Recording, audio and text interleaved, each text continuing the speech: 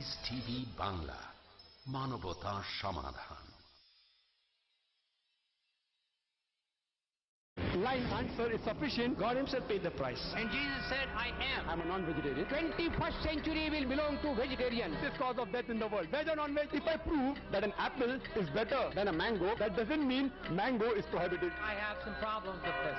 Man has become an animal. He's more like a lawyer than like a scientist. Quran is incomplete. There's a misconception. Neither a single verse which is against established science. And I challenge Dr. William Campbell. It's a different situation. I will not tempt God. I apologize if I've hurt the feelings of any Christian. It was just a reply to Dr. William Campbell's book. The brother has asked a very complicated question. The answer is very clear. Major minor religion, fraud is prohibited. Ask me a direct question. I'll be too willing to give you a reply. Is milk veg or non-veg? If this was not done, life on the earth would have ceased to exist. Then could you please prove it authentically? The word Trinity doesn't exist. It's CDC baat hai. Smoking is prohibited. That's final. I hope I have answered properly. It's illogical and unscientific. That does not mean Quran is wrong. It has really moved me.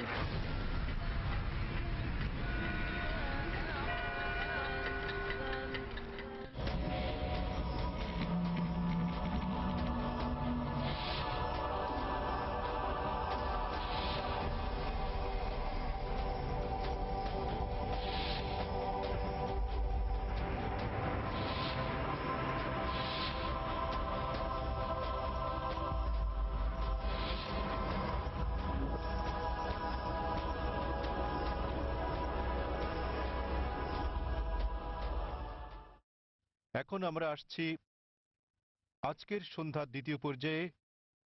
আজ একটা বিশেষ প্রশ্নোত্তর পর্ব রাখা হয়েছে doctor Zakir নায়েকের সাথে। এই পর্ব থেকে সর্বোচ্চ সুবিধা নেওয়ার জন্য দয়া করে নির্দেশনাগুলো মেনে চলুন। আপনার প্রশ্ন জিজ্ঞেস করুন সংক্ষিপ্তভাবে এবং যথাযথভাবে। একসাথে শুধু একটা প্রশ্নই করা যাবে। দ্বিতীয় প্রশ্নের জন্য আপনাকে আবার ফিরে যেতে হবে দর্শক সারির পেছনে এবং অপেক্ষা করতে হবে প্রশ্নটি করার জন্য।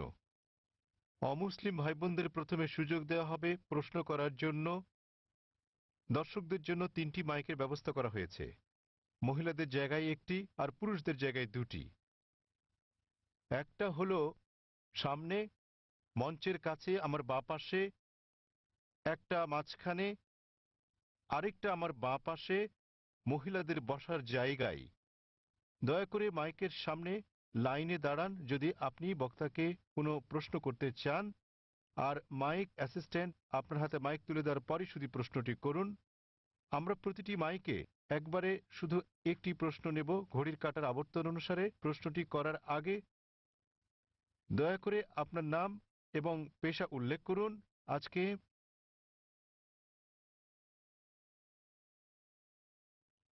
এটা আমাদের একটা বিশেষ অনুষ্ঠান, প্রশ্নোত্তর পর্ব।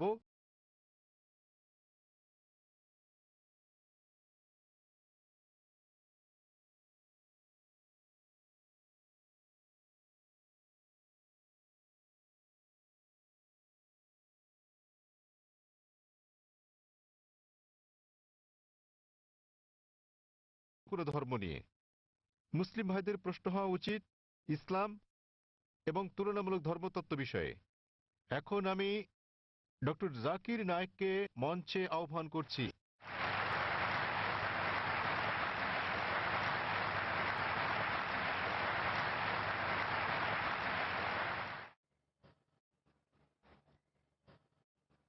আলহামদুলিল্লাহ ওয়াসসালাতু ওয়াসসালাম আলা রাসূলিল্লাহ ওয়া আলা আলিহি ওয়া সাহবিহি আজমাইন, আম্মা বাদ। আউযু বিল্লাহি মিনাশ শাইতানির রাজীম, বিসমিল্লাহির রহমানির রহিম। ওয়া মান আহসানু ক্বাওলাম মিম্মান দাআ ইলাল্লাহি ওয়া আমিলা সালিহান ওয়া ক্বালা ইন্নানি মিনাল মুসলিমিন। রব্বি ইশরাহ লি সাদরি ওয়া ইয়াসসির লি আমরি ওয়াহলুল উকদাতাম মিন লিসানি ইয়াফকাহু কাওলি। শ্রদ্ধেয় গুরুজনেরা এবং আমার প্রিয় ভাই বোনেরা, আমি আপনাদের স্বাগত জানাই ইসলামিক সম্ভাষণে। আসসালামু আলাইকুম ওয়া রাহমাতুল্লাহি ওয়া বারাকাতুহু। আল্লাহ সুবহানাহু ওয়া তাআলার দয়া, শান্তি ও রহমত আপনাদের সকলের উপর বর্ষিত হোক। আলহামদুলিল্লাহ, এটা আমার জন্য অত্যন্ত সম্মান এবং আনন্দের ব্যাপার যে চেন্নাইতে অনুষ্ঠানরত এই চতুর্থ শান্তি ইসলাম ধর্মীয় সম্মেলনে আসতে পেরে। আলহামদুলিল্লাহ, এটা আমার জন্য আরও সম্মানের দ্বিতীয় শেষ দিনের প্রশ্নোত্তর পর্ব পরিচালনা করতে পেরে। যেমনটা বলেছেন ভাই জাকির আহমেদ যে আমরা অনুরোধ করব যদি কোনো অমুসলিম থেকে থাকেন তাদেরকে আগে প্রশ্ন করার সুযোগ দেওয়া হোক। মানুষ প্রায় অভিযোগ করে থাকেন আমার লেকচারের পরে প্রশ্নোত্তর পর্বের সময় কম থাকে বলে। এ কারণে আয়োজকরা আমরা যেটা করেছিলাম বোম্বেতে এই কয়েক মাস আগে, তারা একটা বিশেষ পর্বের ব্যবস্থা করেছেন শুধুমাত্র প্রশ্নোত্তরের জন্য। তাই আমরা প্রথমে অনুরোধ করবো, এখানে যদি কোনো অমুসলিম থাকেন যারা প্রশ্ন করতে চান তাহলে তারা আগে সুযোগ পাবেন। যদি অমুসলিম কোনো প্রশ্ন করতে চান তারা যে কোনো প্রশ্ন করতে পারেন, ইসলাম ধর্ম নিয়ে বা হিন্দু ধর্ম বা খ্রিস্টান ধর্ম নিয়ে যে কোনো প্রশ্ন। আর যদি ইসলামের কোনো বিষয় সঠিক বলে মনে না হয়, ইসলামের কোনো নিয়মকানুনের সাথে যদি দ্বিমত পোষণ করেন, যদি কোরআনের কোনো বিষয়ের সাথে একমত না হন, সেটাও জিজ্ঞেস করতে পারেন। আমি যুবক মানুষ, আমি নিতে পারবো। অমুসলিমরা তাদের প্রশ্ন শেষ করার পর আমরা মুসলিম ভাইদের প্রশ্ন করতে বলবো, এবং আমি মুসলিম ভাইদের অনুরোধ করব তাদের প্রশ্নগুলো যেন শুধু ইসলাম এবং তুলনামূলক ধর্ম বিষয়ে থাকে। তাই আমি এখন স্বেচ্ছাসেবকদের অনুরোধ করব প্রথমে অমুসলিমদের প্রশ্ন করার সুযোগ করে দিতে। হ্যাঁ ভাই, আপনি বলেন। আমার নাম নবীন, আমি টিসিএস এ কাজ করি। যখনই কোনো মুসলিম ধর্ম উপদেশ দেয় তারা আল্লাহর নাম নিয়ে শুরু করে এবং মোহাম্মদের নামও বলে। তারা কেন যীশু খ্রিস্টের নাম বলে না, যিনি কিনা আল্লাহর একজন নবী ছিলেন? এবং আমার মনে হয় অনেকটা অজ্ঞতাবশতই মুসলিমরা যীশু খ্রিস্টকে নিয়ে কথা বলে। শুধু খ্রিস্ট ধর্ম নিয়ে কথা বলার সময়ই তাহলে মুসলিমরা যখন কথা বলার শুরু করে তারা কেন আল্লাহ এবং মোহাম্মদের নামের পর যীশু খ্রিস্টের নামও বলে না, যেহেতু তিনি নিজেও আল্লাহর একজন নবী ছিলেন? ভাই, খুব ভালো প্রশ্ন করেছেন যে যখন মুসলিমরা আলোচনা শুরু করে ইত্যাদি, তারা প্রথমে আল্লাহ সুবহানাহু ওয়া তাআলার নাম স্মরণ করেন, এরপর আল্লাহর রাসূল মুহাম্মদ সাল্লাল্লাহু আলাইহি সাল্লামের নাম নেন। কেন তারা নাম নেন না যীশু খ্রিস্টের, তার উপর শান্তি বর্ষিত হোক? আপনি মনে করছেন এটা করলে ভালোই হবে। যেহেতু আপনি জানেন যে ইসলামে যীশু খ্রিস্ট, তার উপর শান্তি বর্ষিত হোক, তিনিও আল্লাহ তাআলার একজন রাসূল ছিলেন, তিনিও ইসলামের একজন বার্তাবাহক। আল্লাহ কোরআনে বলেছেন সূরা ফাতির অধ্যায় নম্বর 35 আয়াত নম্বর 24, وَإِن مِّنْ أُمَّةٍ إِلَّا خَلَا فِيهَا نَذِيرٌ। এমন একটিও জাতি বা গোষ্ঠী নেই যাদের প্রতি আমি সতর্ককারী পাঠাইনি। আল্লাহ বলেন সূরা রদ অধ্যায় 13 আয়াত নম্বর 7, وَلِكُلِّ قَوْمٍ هَادٍ। এবং প্রত্যেক জাতির প্রতি আমি একজন সতর্ককারী, একজন পথপ্রদর্শক পাঠিয়েছি। নামানুসারে কোরআনে মাত্র 25 জন নবীর কথা উল্লেখ রয়েছে, কিন্তু আমাদের প্রিয় নবী মুহাম্মদ সাল্লাল্লাহু আলাইহি ওয়াসাল্লাম বলেছেন, সহিহ হাদিসের উল্লেখ আছে, এটা মিশকাত আল মাসাবিতে, যে আমাদের প্রিয় নবী বলেছেন যে 1,24,000 পয়গম্বর পাঠিয়েছেন আল্লাহ সুবহানাহু ওয়া তাআলা এই পৃথিবীর বুকে, কিন্তু কোরআনে কেবল 25 জনের নামই পাওয়া যায়। আদম, ইব্রাহিম, মুসা, যিশু, মুহাম্মদ, তাদের সকলের উপর শান্তি বর্ষিত হোক। তো ভাই, আমি যদি আপনার কথা মেনে নেই যে আমাদের নাম উল্লেখ করা উচিত সকল নবী রাসূলদের, তাহলে 1,24,000 নবী রাসূলগণের নাম নিতে না পারলেও অন্তত কোরআনে বর্ণিত 25 জনের সকলেরই নাম নিতে হবে। তাহলে ভেবে দেখেন প্রথম বাক্যটি কত বড় হয়ে যাবে। আপনি যেটা বুঝতে পারছেন না তা হলো যে সকল নবী রাসূল নবী মুহাম্মদ সাল্লাল্লাহু আলাইহি সাল্লামের আগে এসেছিলেন তাদের পাঠানো হয়েছিল শুধু তাদের লোকদের জন্য, শেষ সময়ের জন্য। উদাহরণস্বরূপ কোরআনে আছে যীশু খ্রিস্ট, তার উপর শান্তি বর্ষিত হোক, এটার উল্লেখ আছে সূরা সাফ অধ্যায় নম্বর 61 আয়াত নম্বর 6, যে তাকে পাঠানো হয়েছিল বনী ইসরাইলের জন্য একজন দূত হিসেবে। এটা উল্লেখ আছে সূরা আলী ইমরানেও অধ্যায় নম্বর 3 আয়াত নম্বর 49, যে যীশু খ্রিস্টকে তারপর শান্তি বর্ষিত হোক পাঠানো হয়েছিল একজন দূত হিসেবে বনী ইসরাইলের সন্তানদের জন্য। সুতরাং মুহাম্মদ সাল্লাল্লাহু আলাইহি ওয়াসাল্লামের আগে যারা এসেছেন সকল নবী রাসূলগণকে পাঠানো হয়েছিল তাদের নিজেদের লোকদের জন্য, সেই সময়ের জন্য। কিন্তু যেহেতু মুহাম্মদ সাল্লাল্লাহু আলাইহি সাল্লাম সর্বশেষ ও চূড়ান্ত নবী ছিলেন, তাকে শুধু আরব বা মুসলিমদের জন্য পাঠানো হয়নি, তাকে পাঠানো হয়েছিল সমগ্র মানব জাতির জন্য। এবং আল্লাহ বলেন সূরা আম্বিয়া অধ্যায় নম্বর 21 আয়াত নম্বর 107, ওয়ামা আরসালনাকা ইল্লা রাহমাতাল লিল আলামিন। আমি তো তোমাকে রহমত হিসেবে প্রেরণ করেছি সমগ্র পৃথিবীর জন্য, সমগ্র সৃষ্টি জগতের জন্য, সমগ্র মানবতার জন্য। সুতরাং মুহাম্মদ সাল্লাল্লাহু আলাইহি সাল্লাম যেহেতু সর্বশেষ এবং চূড়ান্ত নবী ছিলেন, তিনি শুধু মুসলিম বা আরবদের জন্য প্রেরিত হননি, এসেছিলেন সমগ্র মানবজাতির জন্য। এবং তিনি যে বার্তা নিয়ে এসেছিলেন তা শুধু একটা নির্দিষ্ট সময়ের জন্যই নয়, যেমনটা তার পূর্বে যারা এসেছিলেন তাদের বার্তা ছিল একটা নির্দিষ্ট সময়ের জন্য। কিন্তু যেহেতু নবী মুহাম্মদ সাল্লাল্লাহু আলাইহি সাল্লাম ছিলেন সর্বশেষ ও চূড়ান্ত নবী, তার বার্তা সময়ের বন্ধনে বাধা নয়, এটাকে অনুসরণ করতে হবে শেষ দিন পর্যন্ত। এ কারণে আপনি বর্তমানে যেখানেই থাকুন না কেন, হোক সে ভারত বা যুক্তরাষ্ট্র বা ইংল্যান্ড বা সৌদি আরব, পৃথিবীর যে কোনো প্রান্তে বর্তমানে আমাদের অনুসরণ করতে হবে সর্বশেষ ও চূড়ান্ত নবীকে, এবং তিনি হচ্ছেন নবী মুহাম্মদ সাল্লাল্লাহু আলাইহি সাল্লাম।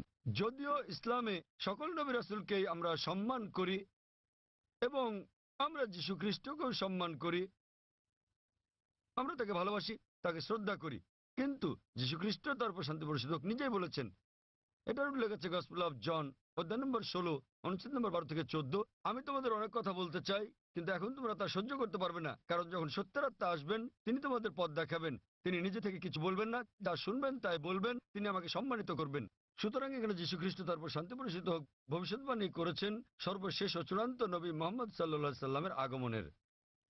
এই কারণে আমরা বিশ্বাস করি যে যীশু খ্রিস্ট তার উপর শান্তি বর্ষিত হোক এই পৃথিবীতে আবার প্রত্যাবর্তন করবেন, এবং খ্রিস্টানরাও এটা বিশ্বাস করে। তিনি যখন আসবেন তিনি নিজেও আনুগত্য করবেন আল্লাহ সুবহানাহু ওয়া তাআলার, এবং সর্বশেষ ও চূড়ান্ত নবী মুহাম্মদ সাল্লাল্লাহু আলাইহি সাল্লামের শিক্ষা মেনে চলবেন। তাই এটাই হচ্ছে কারণ যে যখন কোনো মুসলমান কোনো বক্তব্য শুরু করতে যায় অথবা শাহাদাত দেয়, প্রথমেই সে এক এবং একমাত্র আল্লাহ সুবহানাহু ওয়া তাআলার নাম স্মরণ করে, শুধু তিনি একমাত্র উপাসনার যোগ্য, আর কেউ নয়। এবং আমরা সর্বশেষ ও চূড়ান্ত নবী অর্থাৎ মুহাম্মদ সাল্লাল্লাহু আলাইহি ওয়াসাল্লামের উপর বিশ্বাস স্থাপন করি, কারণ তিনি এমন এক পয়গম্বর যার শিক্ষা দীক্ষা আজ অনুসরণযোগ্য। পূর্ববর্তী সকল নবী রাসূলগণ ছিলেন সময়ের গণ্ডীভুক্ত একটা নির্দিষ্ট সময়ের জন্য এবং একটা নির্দিষ্ট গোত্রের লোকদের জন্য।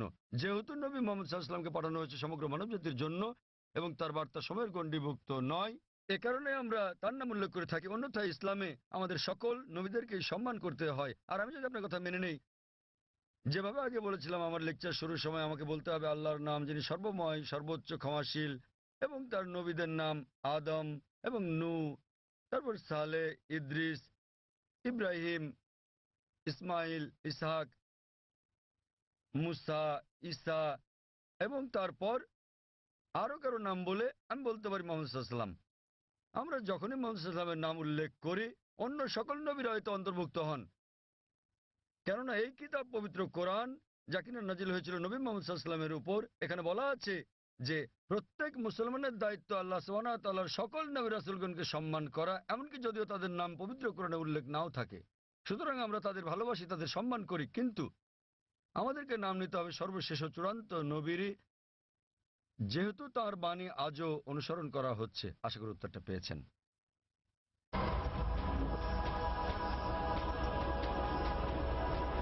এখানে কি কোনো অমুসলিম ভাই আছেন মাঝখানের মাইকে?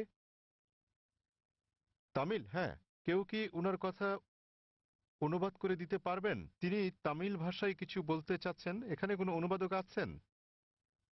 আমরা চাই উনার প্রশ্নটি যথাযথভাবে অনুবাদ করা হোক, তাকে তামিল ভাষাতেই প্রশ্নটি করতে দিন, অনুবাদক সেটাকে বাংলায় করবেন। எனது பெயர் அல்போன்ஸ். நான் கிறிஸ்தவ மதத்தை சார்ந்தவர். சென்னை பெரம்பூரிலிருந்து வருகிறேன். நான் இஸ்லாம் மதத்தினுடைய வீட்டிற்கு சென்று பீஸ் டிவி, தங்களது பீஸ் டிவியில் இஸ்லாம் மதத்தின் அனைத்து விஷயங்களையும் பார்ப்பேன். 7000 ரூபாய் கட்டினால் மட்டுமே பீஸ் டிவி சேனல் தெரியும் என்ற நிலைக்கு உள்ளது. ஆதலின் ஏன் இதை கேபிளில் ஒளிபரப்ப தங்கள் மதத்தை ஒளிபரப்பக்கூடாது என்று நினைக்கின்றேன்.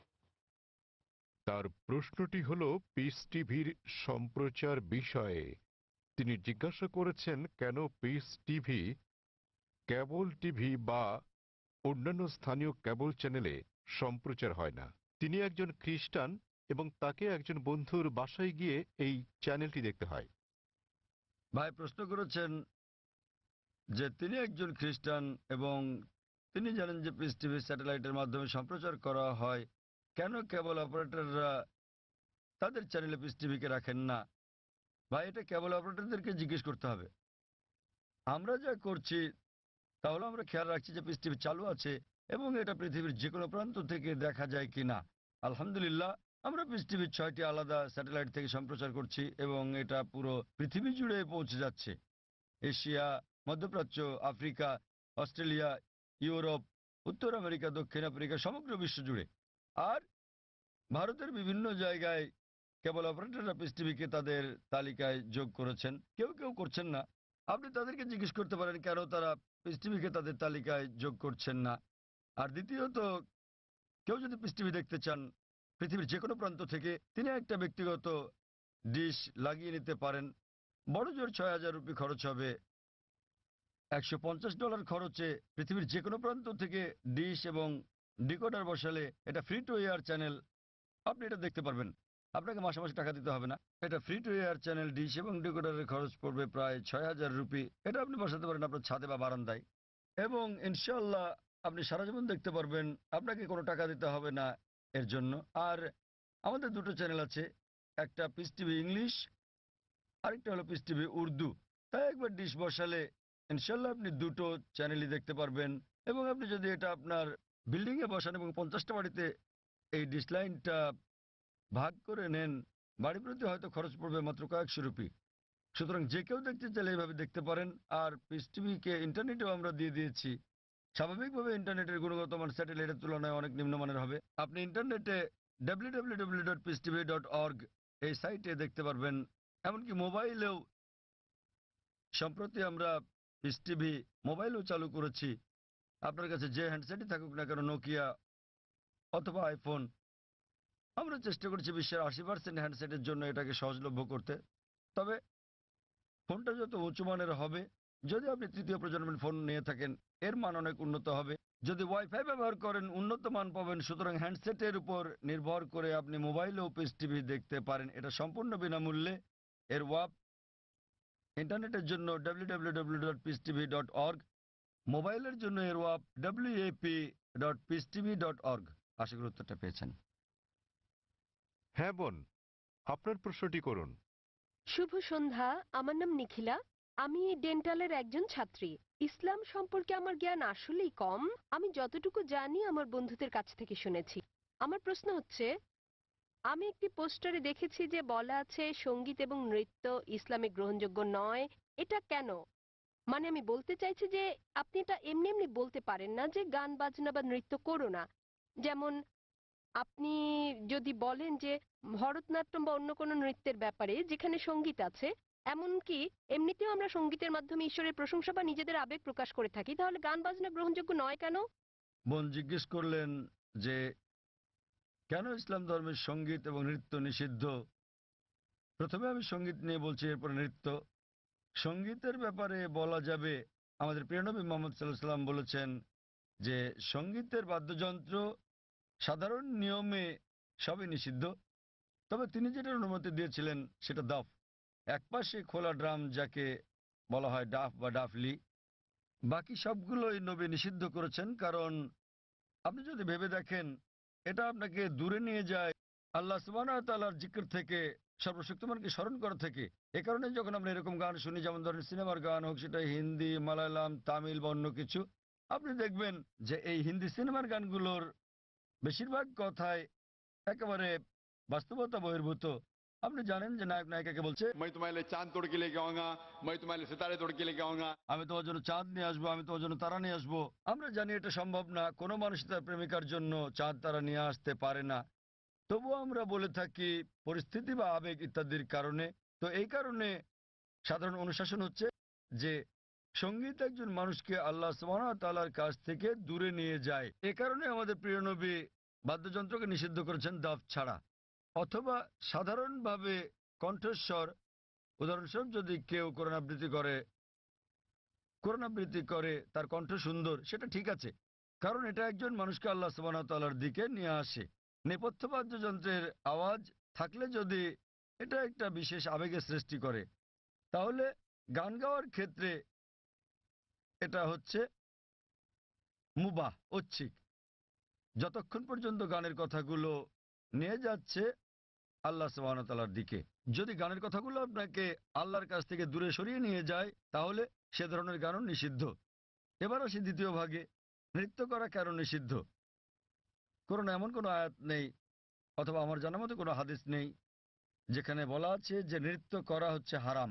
কিন্তু সাধারণভাবে যেহেতু মানুষ নাচে অন্য মানুষদের দেখানোর জন্য, আপনারা জানেন যে মঞ্চে নৃত্য পরিবেশন করা হয়, যেমন ভরতনাট্যম। আপনি মঞ্চে ভরতনাট্যম করছেন আর হাজার হাজার লোক আপনাকে দেখছে। সাধারণভাবে যদি হিজাবের দিক থেকে বলি, আমরা চাইবো না যে উন্মুক্ত হোক আমাদের মহিলারা, আমাদের মায়েরা, আমাদের বোনেরা, আমাদের কন্যারা মঞ্চে উঠুক আর হাজার হাজার লোক তাদের দেখুক। তো যে কোনো পেশা যেখানে শরীরকে প্রদর্শন করা হয়ে থাকে মানুষকে বিনোদন দেওয়ার জন্য, সেটা নিষিদ্ধ। এই কারণেই মানুষজনের সামনে নাচা অথবা নাচ করা কোনো পার্টিতে যেখানে বিপরীত লিঙ্গের মানুষেরা থাকে, বেশিরভাগ ক্ষেত্রে নাচের নিয়মগুলো এগুলো ইসলামী শরিয়ার বিরুদ্ধে যায়। যখন আপনি নাচেন বেশিরভাগই জোড়া বেঁধে, ছেলে এবং মেয়ে, আর তাদের মধ্যে বেশিরভাগই গার্লফ্রেন্ড বয়ফ্রেন্ড, এবং তারা অন্য মানুষদের সামনে নাচে। সুতরাং যেহেতু এটা ইসলামী হিজাবের নিয়মের পরিপন্থী, এ কারণেই বলা হয় এটা নিষিদ্ধ, কারণ এটা হিজাবের নিয়মের বিপরীত। তাই বুঝতে হবে যে যখন নাচ করছেন, আপনি মানুষজনের সামনে নাচ করছেন, পার্টিতে যাচ্ছেন, আবার ঘুরে বেড়াচ্ছেন, আর না হলে শুধু স্বামী স্ত্রী মিলে যেভাবে খুশি সময় কাটাতে পারেন যতক্ষণ এটা শরিয়ার বিরুদ্ধে না যাচ্ছে। বদ্ধ ঘরের ভেতরে স্বামী স্ত্রী মিলে যা খুশি করতে পারেন যদি এটা কোরআন ও হাদিসের নিয়মকানুনের বাইরে না যায়, কোনো সমস্যা নেই। কিন্তু যেহেতু বেশিরভাগ সময় নাচ শরীরকে প্রদর্শন করে থাকে, এতে গান থাকে, নাচ থাকে, আপনি মঞ্চে উঠছেন না, লোকেরা আপনাকে দেখছে, তাই এটা শরিয়ার হিজাবের নিয়মের বিরুদ্ধে। এ বিষয়ে আমার ভিডিও ক্যাসেট দেখেন, ইসলামে নারীর অধিকার আধুনিক না সেকেলে, সেখানে বিস্তারিত আছে কেন আমরা মুসলিমরা নারীদের নিরাপত্তা দেই, ভালোবাসি, তাদেরকে কি চোখে দেখি। যেহেতু আমরা নারীদের ভালোবাসি, আমরা তাদের নিরাপত্তা দেই এবং আমরা তাদের প্রদর্শন করতে চাই না। এই কারণেই যে সমস্ত পেশায় প্রকাশ্যে গান গাওয়া বা নাচ করা অথবা মডেলিং এর ব্যাপার আছে সেগুলো নারীর জন্য নিষিদ্ধ। আশা করি উত্তরটা পেয়েছেন।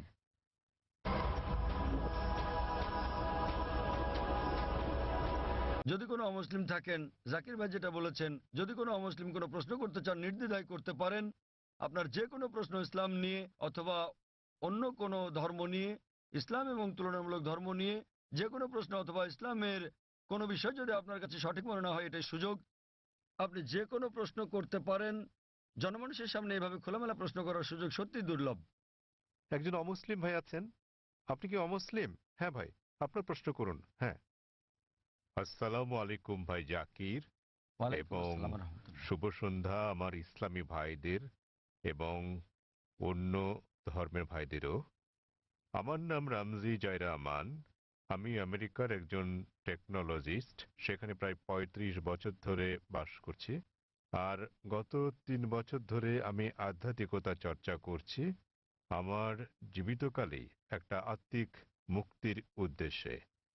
আমি কোরআন শরীফ পড়েছি।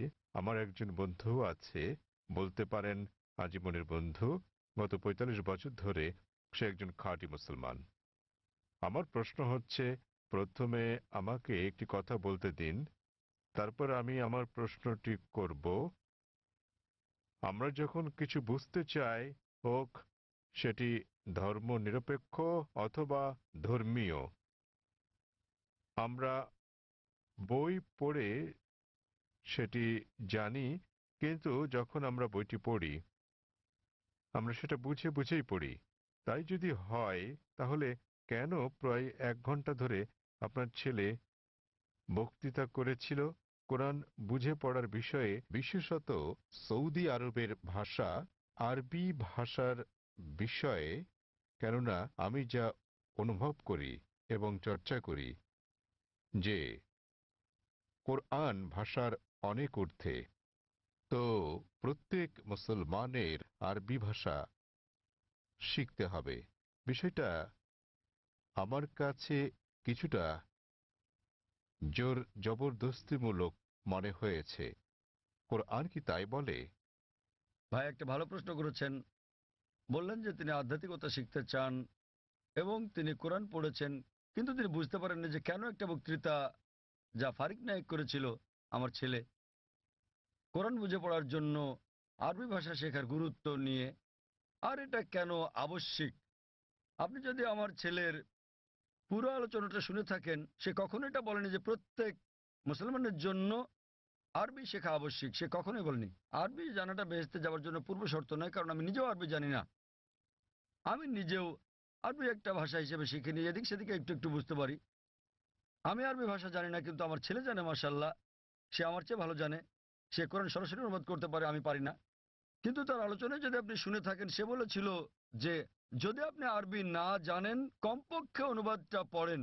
তো তার বক্তব্য ছিল কোরআন বুঝে পড়া উচিত, আর প্রশ্ন ছিল আল কোরআন কি বুঝে পড়া উচিত, হ্যাঁ অথবা না, আর উত্তর ছিল হ্যাঁ।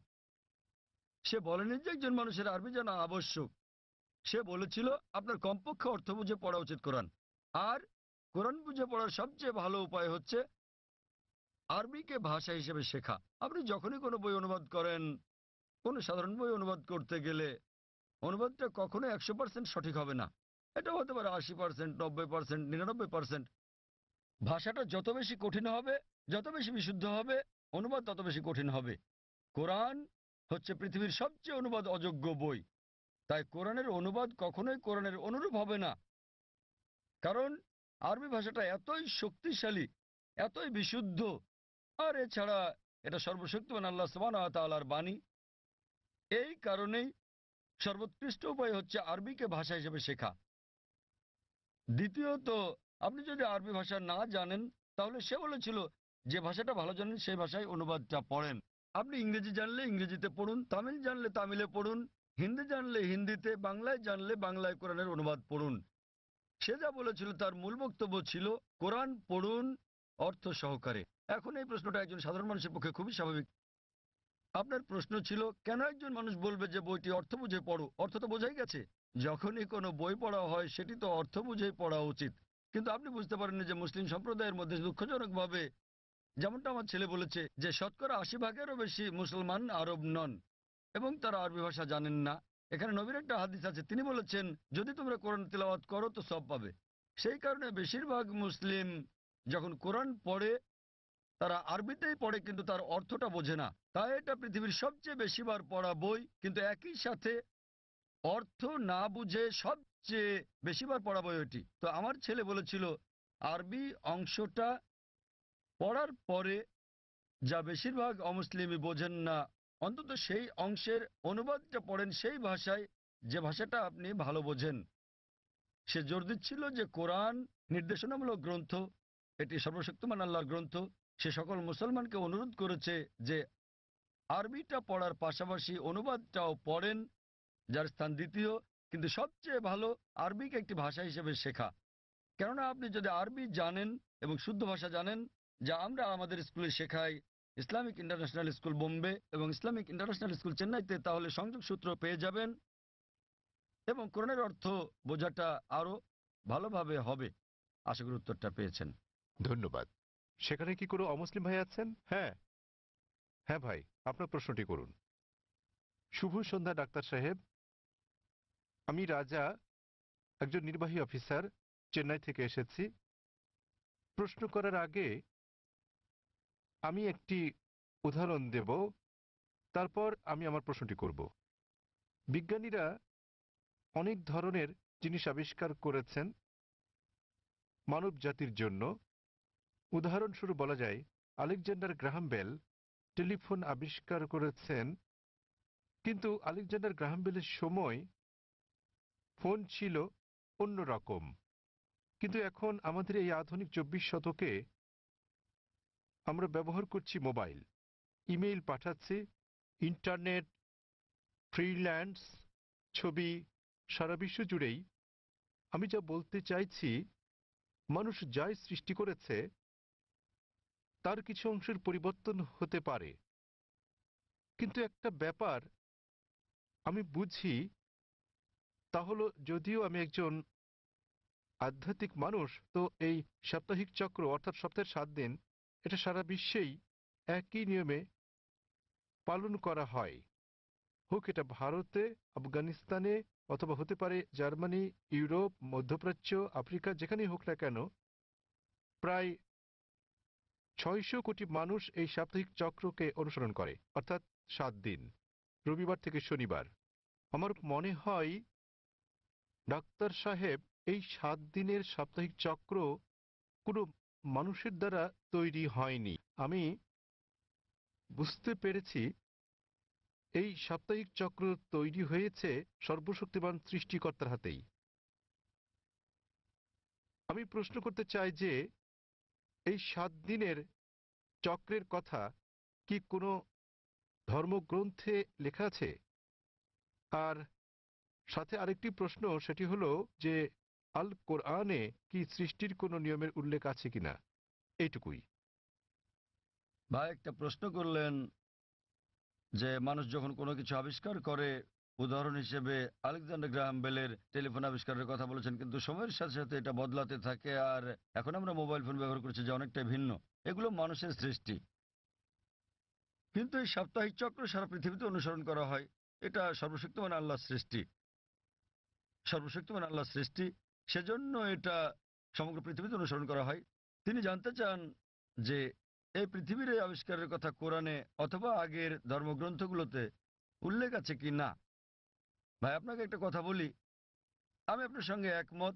মানুষ যখন কোনো কিছু আবিষ্কার করে সেটার বিবর্তন হতে থাকে, উন্নতি হতে থাকে, শুধুমাত্র আল্লাহরটা ছাড়া। আল্লাহ হলেন নিখুঁত। তিনি কিছু সৃষ্টি করলে সেটা নিখুঁতভাবে সৃষ্টি করেন, অথবা তিনি ধাপে ধাপে এটাকে উন্মোচন করতে পারেন, কারণ সৃষ্টির জন্য তিনি যেটা সৃষ্টি করেছেন মানুষের জন্য তারা বুঝতে নাও পারে। উদাহরণস্বরূপ তিনি অনেক নবী পাঠিয়েছেন। প্রথম নবী ছিলেন আদম আলাইহিসসালাম, এবং তারপর অনেক নবী পাঠিয়েছেন, 1,24,000। সর্বশেষ নবী মুহাম্মদ সাল্লাল্লাহু আলাইহি সাল্লাম, তিনি অনেক বাণী পাঠিয়েছেন, অনেক গ্রন্থ। কিছু কিছু গ্রন্থের কথা কোরআনে উল্লেখ আছে, তাওরাত, জবুর, ইনজিল, এবং সর্বশ্রেষ্ঠ কোরআন। এমন না যে সর্বশক্তিমান আল্লাহ কোরআনের সম্পর্কে জানতেন না। ওই সময় মানুষ সেই বার্তাটা গ্রহণ করার উপযুক্ত ছিল না, তাই মানুষের অনুধাবন ক্ষমতার উপর ভিত্তি করে তিনি একের পর এক গ্রন্থ পাঠিয়েছেন। যখন তিনি দেখলেন যে মানুষ এবার মর্ম বুঝতে পারবে, তখন তিনি সর্বশেষ চূড়ান্ত গ্রন্থ আর সর্বশেষ চূড়ান্ত নবী মুহাম্মদ সাল্লাল্লাহু আলাইহি সাল্লামকে পাঠালেন।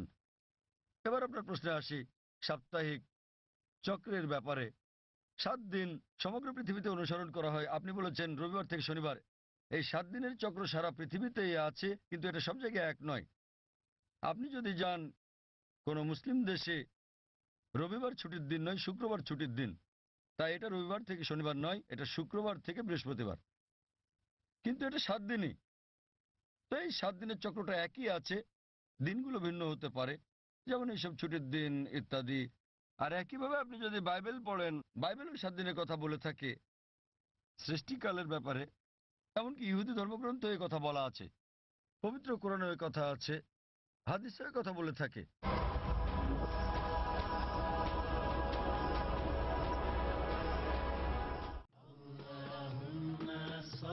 নবীজি মুহাম্মদ সাল্লাল্লাহু আলাইহি ওয়াসাল্লামের মণিমুক্তা। আয়েশা রাদিয়াল্লাহু আনহা থেকে বর্ণিত, রাসূলুল্লাহ সাল্লাল্লাহু আলাইহি ওয়াসাল্লাম বলেন, হে আয়েশা, নিশ্চয়ই আল্লাহ সহনশীল, আর তিনি প্রত্যেক কাজে সহনশীলতা পছন্দ করেন। সহিহ বুখারী 9ম খণ্ড অনুচ্ছেদ 4, হাদিস নম্বর 6927।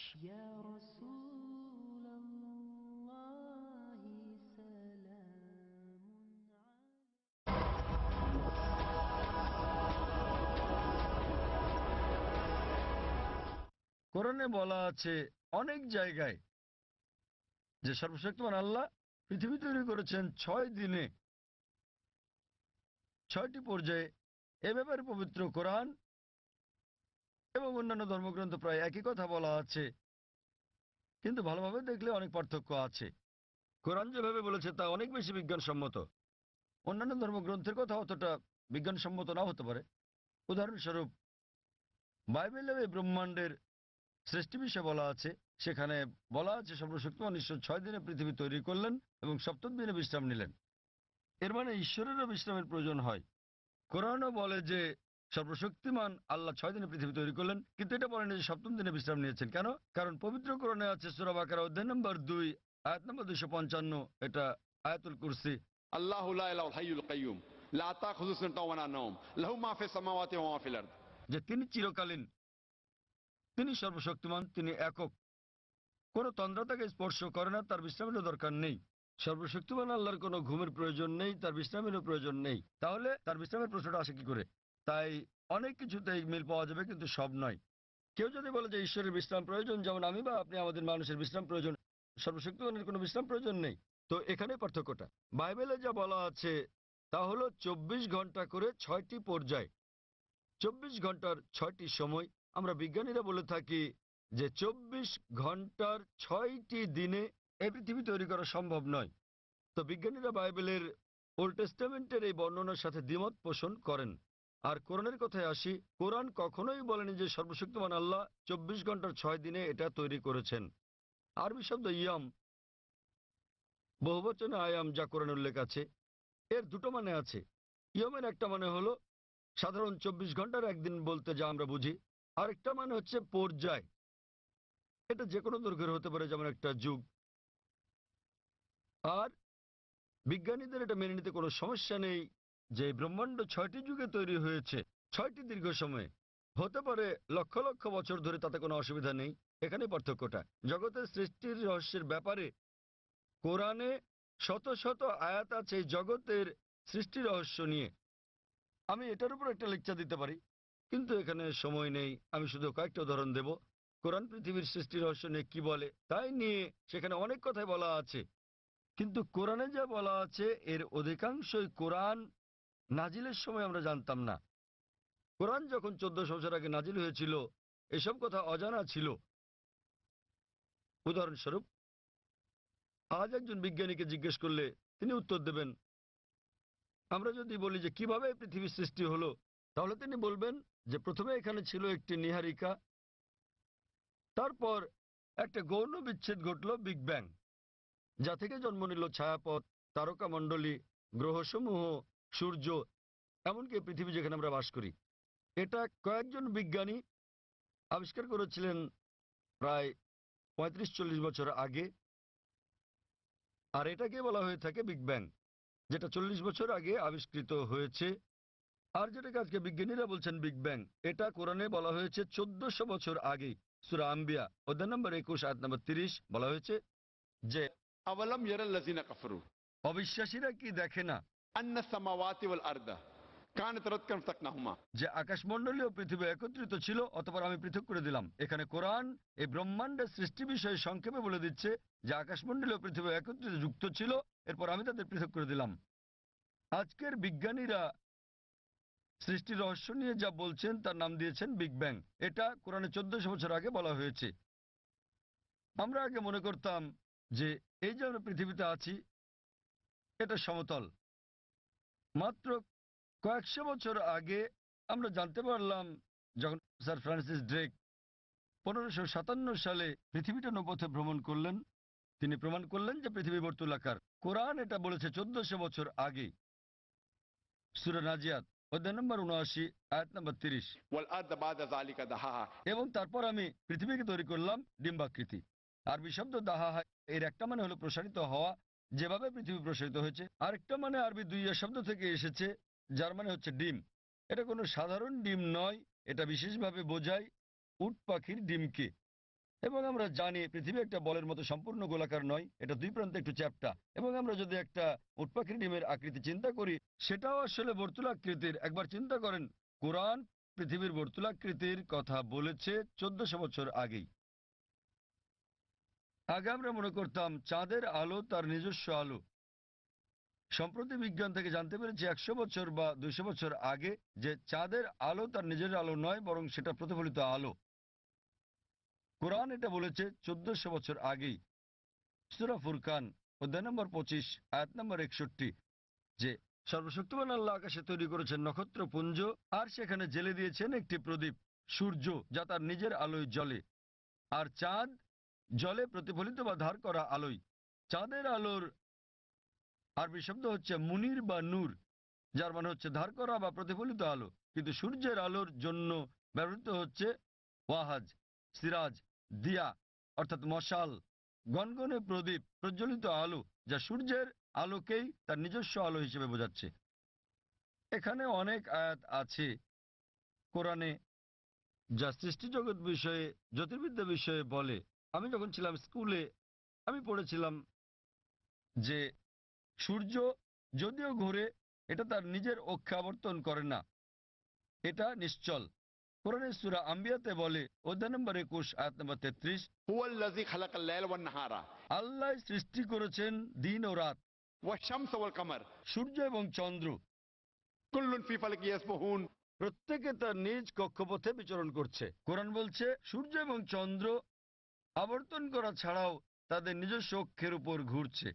আর আজ বিজ্ঞানের এত উন্নতির পরে আমরা জানি যে আমরা একটা টেবিলের উপর যদি সূর্যের ছায়া দেখি তাহলে আমরা দেখতে পাবো যে সূর্যের গায়ে কালো দাগ রয়েছে, এবং এই কালো দাগগুলো প্রায় 25 দিনে একবার সম্পূর্ণ আবর্তন করে, যা দিয়ে বোঝায় সূর্য প্রায় 25 দিনে একবার আবর্তন করে। আর এভাবেই কোরআন বলে আকাশের কথা যে এটা একটা ছাদের মতো। সূরা আম্বিয়া অধ্যায় নম্বর 21 আয়াত নম্বর 32। কোরআন পদার্থের প্রথম অবস্থার কথা বলে প্লাজমা। কোরআন বলে সূরা জারিয়াতে অধ্যায় নম্বর 51 আয়াত নম্বর 47 যে আমি এই বিশাল আকাশকে নির্মাণ করেছি, এই ক্রমবর্ধনশীল বিশ্ব যা আমরা সম্প্রতি জেনেছি। এভাবেই কোরআনের অনেক জায়গায় সৃষ্টি রহস্যের কথা বলা হয়েছে। কিন্তু লক্ষ্য করার মতো বিষয় হলো অন্যান্য ধর্মগ্রন্থের মতো অন্যান্য ধর্মগ্রন্থ যেমন বেদ, বাইবেল, সেগুলোও বলে থাকে সৃষ্টি রহস্যের বিষয়ে। সৃষ্টির বিষয়ে তাদের অনেক বক্তব্যই বিজ্ঞানের সাথে মিলে যায়, কিন্তু অনেক বক্তব্যই আবার বৈজ্ঞানিক প্রমাণের বিপরীতে অবস্থান করে। কিন্তু কোরআনের ব্যাপারে বলা যায় কোরআনের 6000-এরও বেশি আয়াত আছে যার মধ্যে 1000-এর বেশি বিজ্ঞান নিয়ে কথা বলে, এবং পবিত্র কোরআনে এমন একটা আয়াত নেই যা প্রতিষ্ঠিত বিজ্ঞানের বিরুদ্ধে যায়। কোরআনের সাথে অন্যান্য ধর্মগ্রন্থের পার্থক্য হচ্ছে কোরআনের কোনো আয়াতই বিজ্ঞানের প্রমাণিত সূত্রের বিপক্ষে যায় না। এটা কোনো তত্ত্বের বিপক্ষে যেতে পারে কারণ তত্ত্ব বদলে যায়, কিন্তু একটি আয়াত প্রতিষ্ঠিত বিজ্ঞানের বিপক্ষে যায় না। এই কারণেই কোরআন একটি অনন্য গ্রন্থ, আর বলা যায় এটি সর্বশক্তিমান আল্লাহর একমাত্র আসমানি কিতাব, একমাত্র ধর্মগ্রন্থ যা তার প্রকৃত রূপে এখন পর্যন্ত অবিকৃত আছে। এই কারণেই আপনি যদি সমস্ত ধর্মগ্রন্থগুলোকে বিজ্ঞান দিয়ে পরীক্ষা করেন সবগুলোই ফেল করবে কোরআন ছাড়া। আর কোরআন হলো এই পৃথিবীর বুকে একমাত্র ধর্মগ্রন্থ যা বিজ্ঞানের পরীক্ষায় পাশ করবে। আশা করি উত্তরটা পেয়েছেন। হ্যাঁ, আমাদের বোনদের কাছ থেকে কোনো প্রশ্ন আছে কি? কোনো অমুসলিম বোন আছেন? জি আছে। হ্যাঁ বোন, আপনি আপনার প্রশ্নটি করুন। আবারও শুভ সন্ধ্যা।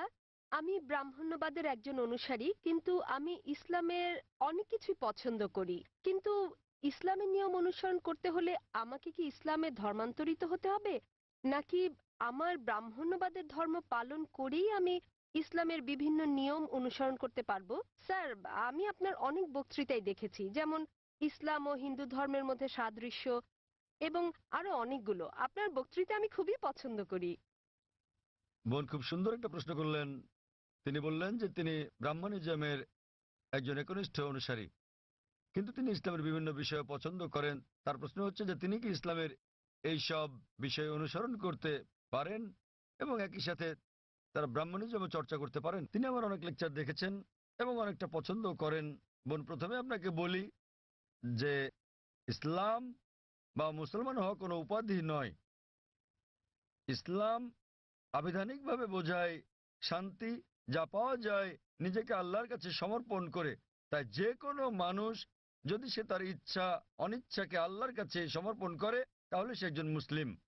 শুধুমাত্র মোহাম্মদ, জাকির, আবদুল্লাহ, সুলতান, শাকির নাম হলে মুসলমান হওয়া যায় না, বা ফাতিমা, আয়েশা, এইসব নামগুলো আপনাকে মুসলিম বানাবে না। মুসলমান মানে যে তার ইচ্ছা অনিচ্ছাকে আল্লাহর কাছে সমর্পণ করে। তো প্রথমেই খুঁজে বের করতে হবে আপনাকে মহান আল্লাহর আদেশ কি। বোন বলেছেন যে তিনি ব্রাহ্মণিজমের একজন একনিষ্ঠ অনুসারী এবং তিনি ইসলামেরও বিভিন্ন বিষয় পছন্দ করেন। আর তিনি আমার অনেক টেপ, অনেক বক্তৃতা দেখেছেন যার মধ্যে ইসলাম ও হিন্দুইজমের সাদৃশ্য আছে। যদি এটা দেখে থাকেন তাহলে উত্তর দেওয়াটা আমার জন্য সহজ হবে, আপনার পক্ষে বোঝাটাও সুবিধা হবে। আপনি যদি দেখে থাকেন আমার হিন্দুইজম ইসলামের সাদৃশ্য নিয়ে বক্তৃতা, যেটা আমি বোধহয় প্রথম শান্তি সম্মেলন চেন্নাই দিয়েছিলাম, ইসলাম ও হিন্দু ধর্মের মধ্যে সাদৃশ্য। বোন, আপনি যদি ভেবে দেখেন, এমনকি যদি হিন্দু ধর্মের বইগুলোও পড়ে থাকেন, হিন্দু ধর্মগ্রন্থগুলো বলে যে নিজের ইচ্ছাকে ঈশ্বরের কাছে সমর্পণ করবেন, কিন্তু আমি যেটা বললাম যে সময়ের সাথে সাথে পূর্বের সকল ধর্মগ্রন্থ আগের মতো অবিকৃত অবস্থায় নেই। সেগুলো বিকৃতি এসেছে, জালিয়াতি হয়েছে, দুর্নীতি ঘটেছে। বেশিরভাগ পণ্ডিতগণই এই ধর্মগুলোর বিষয়ে, হোক সেটা হিন্দুইজম অথবা হোক খ্রিস্টানিজম অথবা ইহুদি ধর্ম, তারা একমত যে তাদের ধর্মগ্রন্থগুলো অবিকৃত রূপে সংরক্ষিত নেই। আর আপনি যদি আমার বক্তৃতা শুনে থাকেন, আমি শুরুতে যা বলেছিলাম, মহাভারত একটা গল্প যা অর্জুনের পিতামহ কর্তৃক বর্ণিত। এতে আছে ৮,০০০ শ্লোক। এরপর সময়ের সাথে সাথে পরিবর্তিত হতে হতে এতে চলে এলো ২৪,০০০ শ্লোক। এখন এর মধ্যে আছে ১,০০,০০০-এরও বেশি, ১,০০,০০০-এর বেশি শ্লোক। এটি কার কথা? মহাভারতের পণ্ডিতগণের। তো সময়ের সাথে সাথে সেগুলোতে হস্তক্ষেপ হয়েছে, তথ্য বিকৃতি ঘটেছে, কিন্তু তা সত্ত্বেও এরকম পরিবর্তনের পরও সবগুলো ধর্মগ্রন্থেই সর্বশক্তিমান ঈশ্বরের বাণী অবশিষ্ট রয়েছে। এবং আপনি যদি আমার বক্তৃতা শুনে থাকেন, সকল ধর্মের মূল কথা হচ্ছে সর্বশক্তিমান ঈশ্বর একজনই, তার কোনো মূর্তি নেই, তার কোনো ছবি নেই। সবগুলো ধর্মই বলে থাকে ঈশ্বর একজনই। আপনি হয়তো শুনেছেন আমার লেকচারে আমি বলেছিলাম বিভিন্ন জায়গায়, যেমন ছান্দোক্য উপনিষদে অধ্যায় নম্বর ৬ অনুচ্ছেদ নম্বর ২ শ্লোক ১, মহান ঈশ্বর এক, অদ্বিতীয়। এবং শ্বেতাবতার উপনিষদ অধ্যায় নম্বর ৪ শ্লোক নম্বর ১৯ এবং যজুর্বেদ অধ্যায় ৩২ শ্লোক ৩-এ বলা আছে, মহান ঈশ্বরের কোনো প্রতিমা নেই, তার কোনো ছবি নেই। প্রতিমা মানে হচ্ছে মূর্তি, ফটোগ্রাফ, রেখাচিত্র, ছবি, ভাস্কর্য, মূর্তি, পুতুল। তাই ঈশ্বরের কোনো প্রতিমূর্তি নেই, কোনো ফটোগ্রাফ নেই, কোনো রেখাচিত্র নেই, কোনো ছবি নেই, কোনো ভাস্কর্য নেই, কোনো মূর্তি নেই, কোনো পুতুল নেই। তাই সকল ধর্মগ্রন্থই জোর দেয় সর্বশক্তিমান ঈশ্বরের একত্বের উপর। আর হিন্দু ধর্মের ব্রহ্মসূত্রটি হচ্ছে एकम ब्रह्म द्योतय नास्ते नैना नास्ते किंचन। भगवान एक ही है, दूसरा नहीं है, नहीं है, नहीं है, जरा भी नहीं है। ঈশ্বর একজনই, দ্বিতীয় কেউ নেই, কেউ নেই, কেউ নেই, কোথাও কেউ নেই।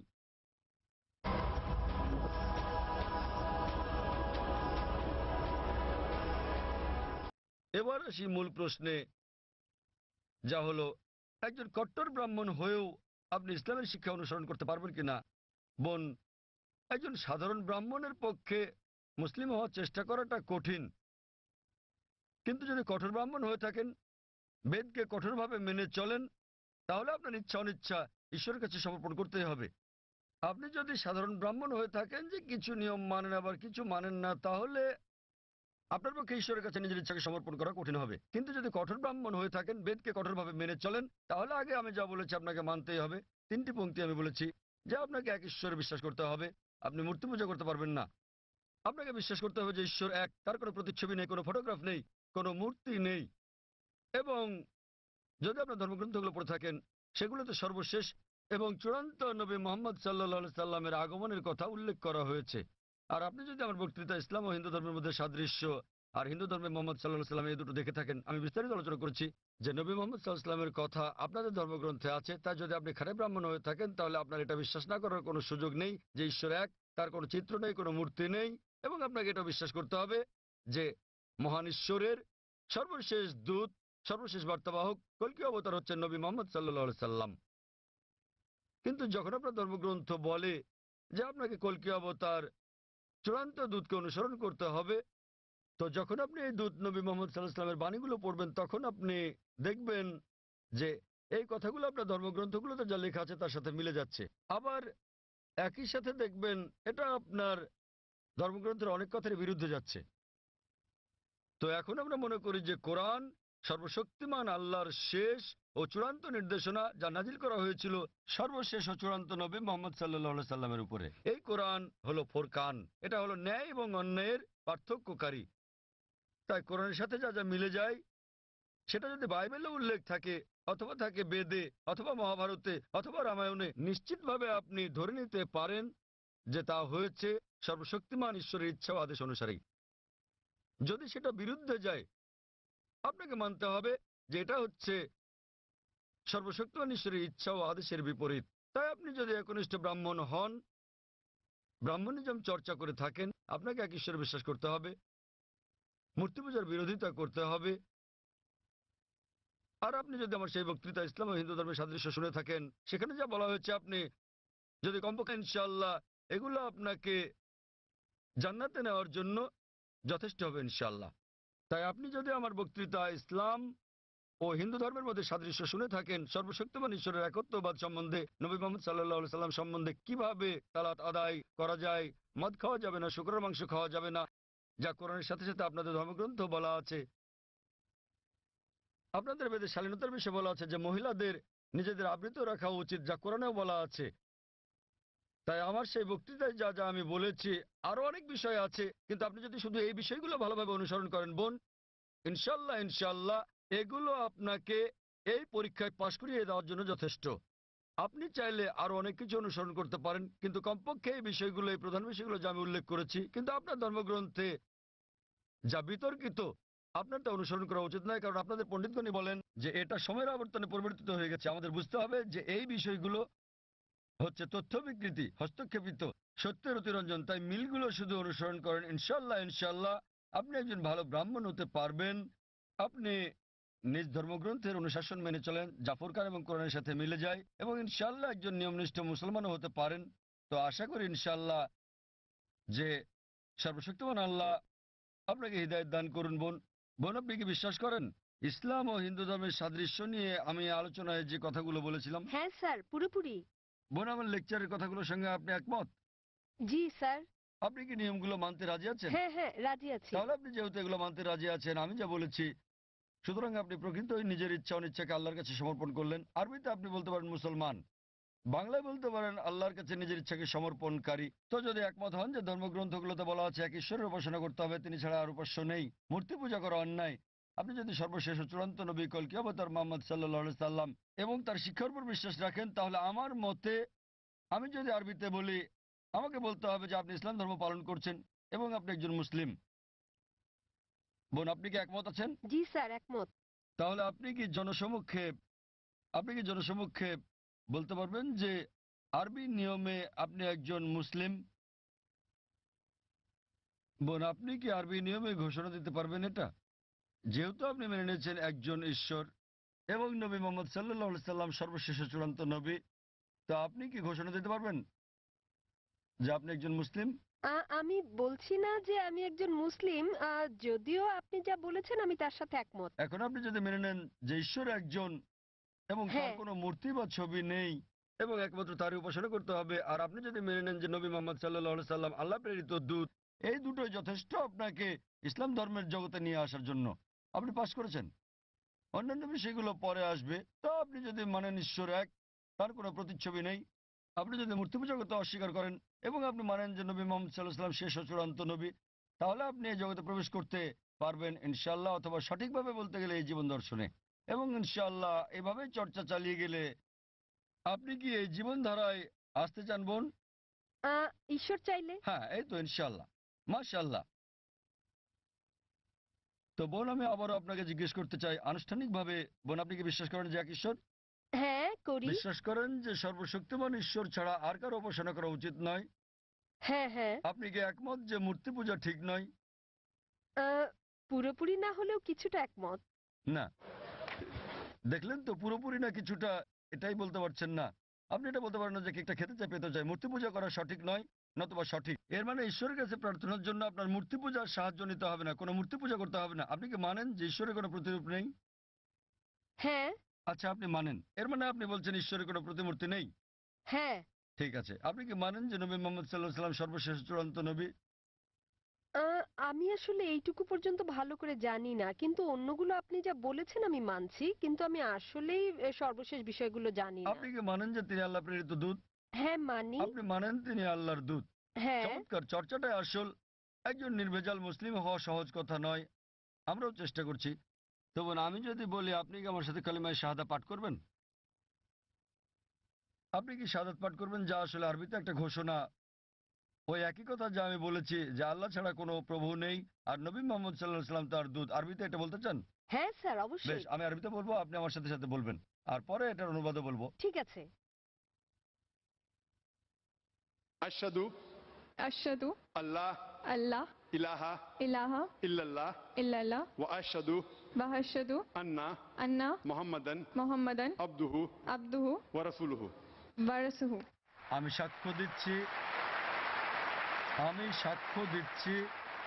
আমি সাক্ষ্য দিচ্ছি যে যে কোনো উপাস্য নেই কোনো উপাস্য নেই আল্লাহ ছাড়া, আল্লাহ ছাড়া, আর আমি সাক্ষ্য দিচ্ছি আর আমি সাক্ষ্য দিচ্ছি যে নবী মোহাম্মদ সাল্লাল্লাহু আলাইহি যে সাল্লাম নবী মোহাম্মদ সাল্লাল্লাহু আলাইহি হলেন সাল্লাম হলেন আল্লাহর আল্লাহর বান্দা এবং রাসূল।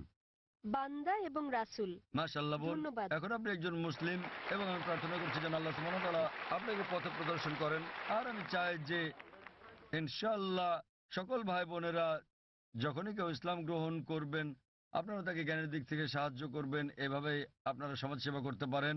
বোন, আপনার কাছে একটা অনুরোধ আমার যে ইনশাআল্লাহ আপনি কোরআন অনুবাদ সহ পড়বেন, এমনকি যদি আগেও পড়ে থাকেন তবুও, এবং নির্দেশনাগুলো মেনে চলবেন, এবং ইনশাআল্লাহ আপনি তখন আল্লাহর কাছে নিজের ইচ্ছা সমর্পণকারী একজন নিষ্ঠাবান মানুষ হতে পারবেন। আর আমাদের জন্য দোয়া করবেন বোন।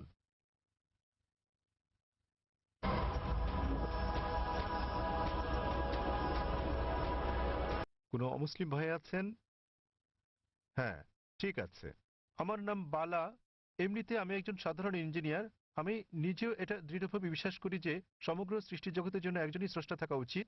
কিন্তু আমার প্রশ্নটা হচ্ছে, সৃষ্টি নিজেই, ধরুন যে এই পৃথিবী স্রষ্টা নন, কি নিজে নিজেকে ধ্বংস করতে পারে? স্রষ্টা কি জগতের ধ্বংস সম্বন্ধে কিছু বলেছেন? ভাই একটা প্রশ্ন করলেন যে তিনি একমাত্র স্রষ্টা একজনই এবং এই বিশ্বব্রহ্মাণ্ড সবকিছু তিনি সৃষ্টি করেছেন। এই স্রষ্টা কি নিজে পৃথিবী ধ্বংস করতে পারেন? এর কোনো উল্লেখ আছে কি না? আপনি যদি কোরআন পড়েন, যা সৃষ্টিকর্তা আল্লাহ সুবহানাহু ওয়া তাআলার সর্বশেষ চূড়ান্ত বার্তা, এটা বলা আছে যে তিনি এই ব্রহ্মাণ্ড তৈরি করেছেন এবং তিনি একদিন এটা ধ্বংস করে দেবেন, এটা বলা আছে। এবং যখন এটা ধ্বংস করবেন তিনি নতুন আরেকটা সৃষ্টি করবেন। সুতরাং এই জগৎ একটা নির্দিষ্ট সময়ের জন্যই, কিন্তু সর্বশক্তিমান আল্লাহ এই জগৎ ধ্বংস করে দেবেন, যাকে আমরা কিয়ামত বলি, পৃথিবীর অন্তিম পরিণতি। এবং আজকাল বিজ্ঞানীরা বলছেন যে ব্রহ্মাণ্ড একসময় ধ্বংস হয়ে যাবে। অনেক ধরনের তত্ত্ব বিজ্ঞানীরা দিয়ে থাকেন, যেমন ব্ল্যাক হোল বা এই ধরনের বিষয়, কিন্তু অনেকগুলো তত্ত্ব আবার কোরআনের বক্তব্যের সাথে মিলে যায়। যেমন ধরেন, কোরআন বলে যে সূর্য এবং চন্দ্র একসাথে মিলে যাবে, কোরআন বলে যে সমুদ্র ফুলে উঠবে, কোরআন বলে যে নক্ষত্রগুলো ঝরে পড়বে, কোরআন বলে যে সমগ্র সৃষ্টি জগৎ ধ্বংসের মুখে এসে দাঁড়াবে। এবং এই বিষয়ে যা বলা আছে তার অনেকগুলো বিজ্ঞানীদের দেওয়া তত্ত্বের সাথে মিলে যায়। তত্ত্ব কেন? কারণ এগুলো হচ্ছে অনুমান। যেহেতু কোরআন হলো সর্বশেষ এবং চূড়ান্ত কিতাব, আমরা বলছি যে যেভাবে আমাদের সৃষ্টিকর্তা কোরআনে বলেছেন সেভাবে এটা ঘটবে। এই বিশ্ব ব্রহ্মাণ্ড সেভাবেই ধ্বংস হবে। এটা ধ্বংস হওয়ার পর সবকিছু পুনরুত্থিত হবে, আল্লাহ একটা নতুন জগৎ তৈরি করবেন। এবং এটা নির্ভর করবে আমরা পরীক্ষায় কেমন করি তার উপর। আল্লাহ বলেছেন সূরা মুলক অধ্যায় নম্বর 67 আয়াত নম্বর 2, আল্লাযী খালাকাল মাউতা ওয়াল হায়াতা, আল্লাহ সৃষ্টি করেছেন জীবন এবং মৃত্যু, তোমাদের মধ্যে সৎকর্মে কে উত্তম দেখার জন্য। তো ভাই, এটার উল্লেখ ধর্মগ্রন্থে আছে। তো আপনি কি এই স্রষ্টাতে বিশ্বাস করেন? আপনি কি মানেন যে স্রষ্টা একজনই? আমি বিশ্বাস করি না যে, ধরুন আমাদের এই মানব জাতি। কি বিশ্বাস করেন না? মানব জাতির পক্ষে সৃষ্টি মানে সৃষ্টি, অর্থাৎ দুঃখিত, আপনি বলছেন যে মানবজাতি কি এই পৃথিবীকে ধ্বংস করতে পারে। তো ভাই বলছেন যে মানবজাতি এই পৃথিবীকে ধ্বংস করতে পারে। হ্যাঁ, তারা আসলে সেটাই। সেটা কি আমি বলতে চাইছি? আপনি মনে করেন মানবজাতি এই সৃষ্টিকে ধ্বংস করতে পারে? হ্যাঁ। ভাই বলছেন যে তিনি মনে করেন মানবজাতি পারে এই সৃষ্টিকে ধ্বংস করতে। তারা চেষ্টা করতে পারে কিন্তু সফলতা পাবে না। তারা চেষ্টা করতে পারে কিন্তু তারা সফল হতে পারবে না। তারা সফল হতে পারে শুধুমাত্র আল্লাহ সুবহানাহু ওয়া তাআলা চাইলেই। এমনিতে আমরা যেটা বুঝি যে বিজ্ঞানীরা বলে থাকেন সৃষ্টি হচ্ছে দুই প্রকারের। একটা হলো একটা কিছু থেকে অন্য আরেকটা কিছু তৈরি করা, যা আমরা মানুষেরা করে থাকি। যেমন একটা গাছ, সেটা আমরা কাটি, কেটে কাঠ বের করি, তারপর চেয়ার টেবিল বানাই। এটা হচ্ছে কোনো কিছু থেকে কোনো কিছু সৃষ্টি, যা করতে পারে মানুষও এবং সর্বশক্তিমান আল্লাহ। কিন্তু অন্য ধরনের সৃষ্টিটা হচ্ছে শূন্য থেকে কোনো কিছু তৈরি করা, যা মানুষ কখনোই করতে পারবে না, শুধু আমাদের ঈশ্বরই করতে পারেন, শুধু আল্লাহই করতে পারেন। তাই আরবিতে খালাকা শব্দের দুটো মানে আছে। একটা মানে হলো কোনো কিছু থেকে আরেকটা কিছু তৈরি করা, এবং খালাকা শব্দের অন্য মানেটা হচ্ছে শূন্য থেকে কিছু তৈরি করা। এবং সর্বশক্তিমান এই চ্যালেঞ্জটা দিচ্ছেন সূরা তুরে অধ্যায় নম্বর 52 আয়াত নম্বর 35, তোমরা কি শূন্য থেকে কিছু তৈরি করতে পারো? উত্তর হচ্ছে না। একইভাবে আপনি যখন বলছেন যে আপনি ধ্বংস করছেন, আপনি গাছটিকে ধ্বংস করছেন, গাছটি চেয়ার টেবিলে রূপান্তরিত হলো, তো আপনি এটাকে নিশ্চিহ্ন করতে পারছেন না। শক্তি তার রূপ পরিবর্তন করে, বিজ্ঞানীরা তাই বলেন। তাই মানুষ এই ধরনের সৃষ্টি শুধু ঘটাতে পারে আমরা ইট বানাতে পারি, বাড়ি বানাতে পারি, আবার সেটা ধ্বংস করতে পারি, কিন্তু অন্য কিছু তো রূপ নেবে। শুধু আল্লাহ সুবহানাহু ওয়া তাআলাই শূন্য অবস্থা থেকে অন্য কিছু তৈরি করতে পারেন এবং তিনি সম্পূর্ণভাবে নিশ্চিহ্ন করতে পারেন, যে আমরা পারি না। আপনি চেষ্টা করতে পারেন, বলতে পারেন পারমাণবিক অস্ত্র দিয়ে ধ্বংস করতে পারি, আপনি সম্পূর্ণ ধ্বংস করতে পারবেন না, এটা একেবারে অসম্ভব। এটা শুধুমাত্র আমাদের স্রষ্টা সর্বশক্তিমান আল্লাহ করতে পারেন, আমরা পারি না। এ কারণে পবিত্র কোরআন বলে যে স্রষ্টা এই জগৎ তৈরি করেছেন এবং তিনি এটি ধ্বংস করে আরেকটি নতুন জগৎ তৈরি করবেন। আশা করি উত্তরটা পেয়েছেন। এবারের প্রশ্ন বোনদের দিক থেকে, ওখানে কোনো অমুসলিম বোন আছেন? আসসালামু আলাইকুম। এই প্রশ্নটা আসলে একজন অমুসলিম ভাইয়ের পক্ষ থেকে এসেছে। তার নাম স্বামীনাথন। তিনি তথ্য প্রযুক্তির ওপর ব্যাচেলর ডিগ্রি করেছেন। তার প্রশ্নটি হলো, ইসলাম কেন সমালোচনার ব্যাপারে এতটা স্পর্শকাতর, আর কেন সালমান রুশদি বা ইউরোপীয় কার্টুনিস্টকে মৃত্যু পরোয়ানা দেয়া হয়? সহজ ভাষায় বলতে গেলে ফতোয়া। আর একটু ভালোভাবে কি প্রতিক্রিয়া দেখানো সম্ভব নয়? বোন একটা ভালো প্রশ্ন করেছেন একজন অমুসলিম ভাইয়ের পক্ষ থেকে, যে কেন মুসলমানরা সমালোচনার প্রতি এত স্পর্শকাতর। তিনি সালমান রুশদির প্রসঙ্গ এনেছেন। সমালোচনার ব্যাপারে কেন এত সংবেদনশীল? বোন, প্রতিটি মানুষই সংবেদনশীল। আপনি আমাকে একজন মানুষ দেখান যে সংবেদনশীল নয়, কিন্তু তাদের সংবেদনশীলতা বদলাতে থাকে। সংবেদনশীলতা পরিবর্তিত হয়। কিছু নির্দিষ্ট ব্যাপারে আমরা সংবেদনশীল, কিছু ব্যাপারে তা নই। তাই প্রতিটি মানুষের ক্ষেত্রে এটা পরিবর্তিত হয়। যখন মুসলমানদের ব্যাপারে বলতে হয়, আমরা মুসলমান, আমরা আমাদের পালনকর্তা আল্লাহ সুবহানাহু ওয়া তাআলাকে ভালোবাসি এবং আল্লাহ রাসূলকে ভালোবাসি, এবং নবী মুহাম্মদ সাল্লাল্লাহু আলাইহি সাল্লাম বলেছেন যে কোনো মুসলমানই প্রকৃত মুসলমান নয় যতক্ষণ পর্যন্ত সে আল্লাহ এবং তার রাসূলকে নিজের চেয়ে বেশি না ভালোবাসে, আল্লাহ এবং তার রাসূলকে নিজের চেয়েও বেশি ভালো না বাসে। এখন আমরা যদি দেখি যে কিছু মানুষ তাদের সন্তানদের সবচেয়ে বেশি ভালোবাসে। একটা গবেষণায় দেখা গেছে যে বানরেরা তাদের সন্তানদের খুব ভালোবাসে। তো একটা বানরকে একটা কুয়ার মধ্যে রাখা হলো তার বাচ্চার সাথে, তারপর পানি ঢালা হলো, কুয়ার ভেতর পানি বাড়তে লাগলো। তখন বানরটা তার বাচ্চাটাকে কোলে তুলে নিল। পানি বাড়তে থাকলে সে তার বাচ্চাটাকে বাঁচাতে চেষ্টা করছিল। যখন সে আর বাঁচাতে পারলো না, সে নিজে বাচ্চা ফেলে লাফ দিয়ে বেরিয়ে এলো। তাহলে তারা তাদের বাচ্চাকে অনেক বেশি ভালোবাসে, কিন্তু নিজের জীবনের চেয়ে বেশি নয়। এ কারণে এই বাচ্চাটাকে নিয়ে আসতে না পেরে সে নিজে লাফ দিয়ে বেরিয়ে চলে এলো।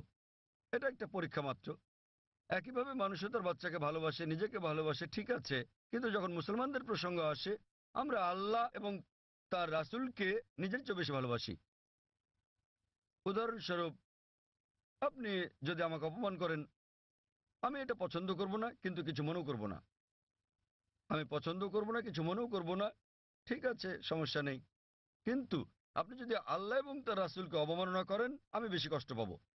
এটা সংবেদনশীলতা নয়, এটার কারণ হচ্ছে তারা আমার খুব কাছের। সুতরাং মুসলমানদের কাছে আল্লাহ এবং তার রাসূল খুবই ঘনিষ্ঠ, এমনকি আমাদের সন্তানদের চেয়েও ঘনিষ্ঠ, স্ত্রীর চেয়েও ঘনিষ্ঠ, স্বামীর চেয়েও ঘনিষ্ঠ, নিজের জীবনের চেয়েও ঘনিষ্ঠ। তো এ কারণে আমি বলবো যে আপনি একটু অন্যভাবে প্রশ্নটা করতে পারতেন, যে কেন মুসলমানরা আল্লাহ এবং তার রাসূলকে এত বেশি ভালোবাসে। আপনি আমাকে একজন মানুষ দেখান, আপনি যদি তাকে অপমান করেন ঠিক আছে, কিন্তু তার মাকে অপমান করলে সে রেগে যাবে। যদি কারো মাকে নিয়ে বাজে কথা বলেন, সে অবশ্যই রেগে যাবে। তো আমরা আমাদের আল্লাহ এবং রাসূলকে আমাদের মায়ের চেয়ে বেশি ভালোবাসি। এই ব্যাপারগুলোর উপর ভিত্তি করে মুসলমানেরা বোঝাতে চান যে যখন সালমান রুশদি ব্র্যাকেটে একজন তথাকথিত মুসলিম পরিবারে জন্ম, যখন তিনি বই লেখেন, মিথ্যে সমালোচনা করেন শুধু কিছু, বুঝতে পারছেন, কিছু টাকার জন্য, সে কারণে তখন মুসলমানরা তার তীব্র প্রতিবাদ করে। আপনি বলছেন প্রতিবাদ করার আর কোনো ভালো উপায় ছিল কিনা? আমিও মনে করি মুসলমানদের প্রতিবাদের সবগুলো উপায় সঠিক ছিল না। অনেক সময় জানমালের ক্ষতি হয়েছে, যা আমিও সমর্থন করি না, কিন্তু তারা সংবেদনশীল, যেহেতু এটার সাথে আমাদের পালনকর্তা আল্লাহ সুবহানাহু ওয়া তাআলা এবং তার দূত জড়িত। কিন্তু আমাদের খারাপ লাগা উচিত, কিন্তু তাদের কেউ কেউ অতি প্রতিক্রিয়াশীল, কেউ কেউ আবার প্রতিবাদ করেছেন সহিংস উপায়ে, যেটা করা উচিত নয়। কেউ কেউ শান্তিপূর্ণ করা ঠিক আছে, প্রতিবাদ করা উত্তম। আর আপনি হয়তো আমার একটা আলোচনা ধর্মীয় মৌলবাদ কি মত প্রকাশের অধিকারের জন্য বাধাস্বরূপ শুনে থাকবেন। আমি বিস্তারিত বলেছি, সালমান রুশদি কি করেছেন আর তিনি কিভাবে বইটি লিখেছেন।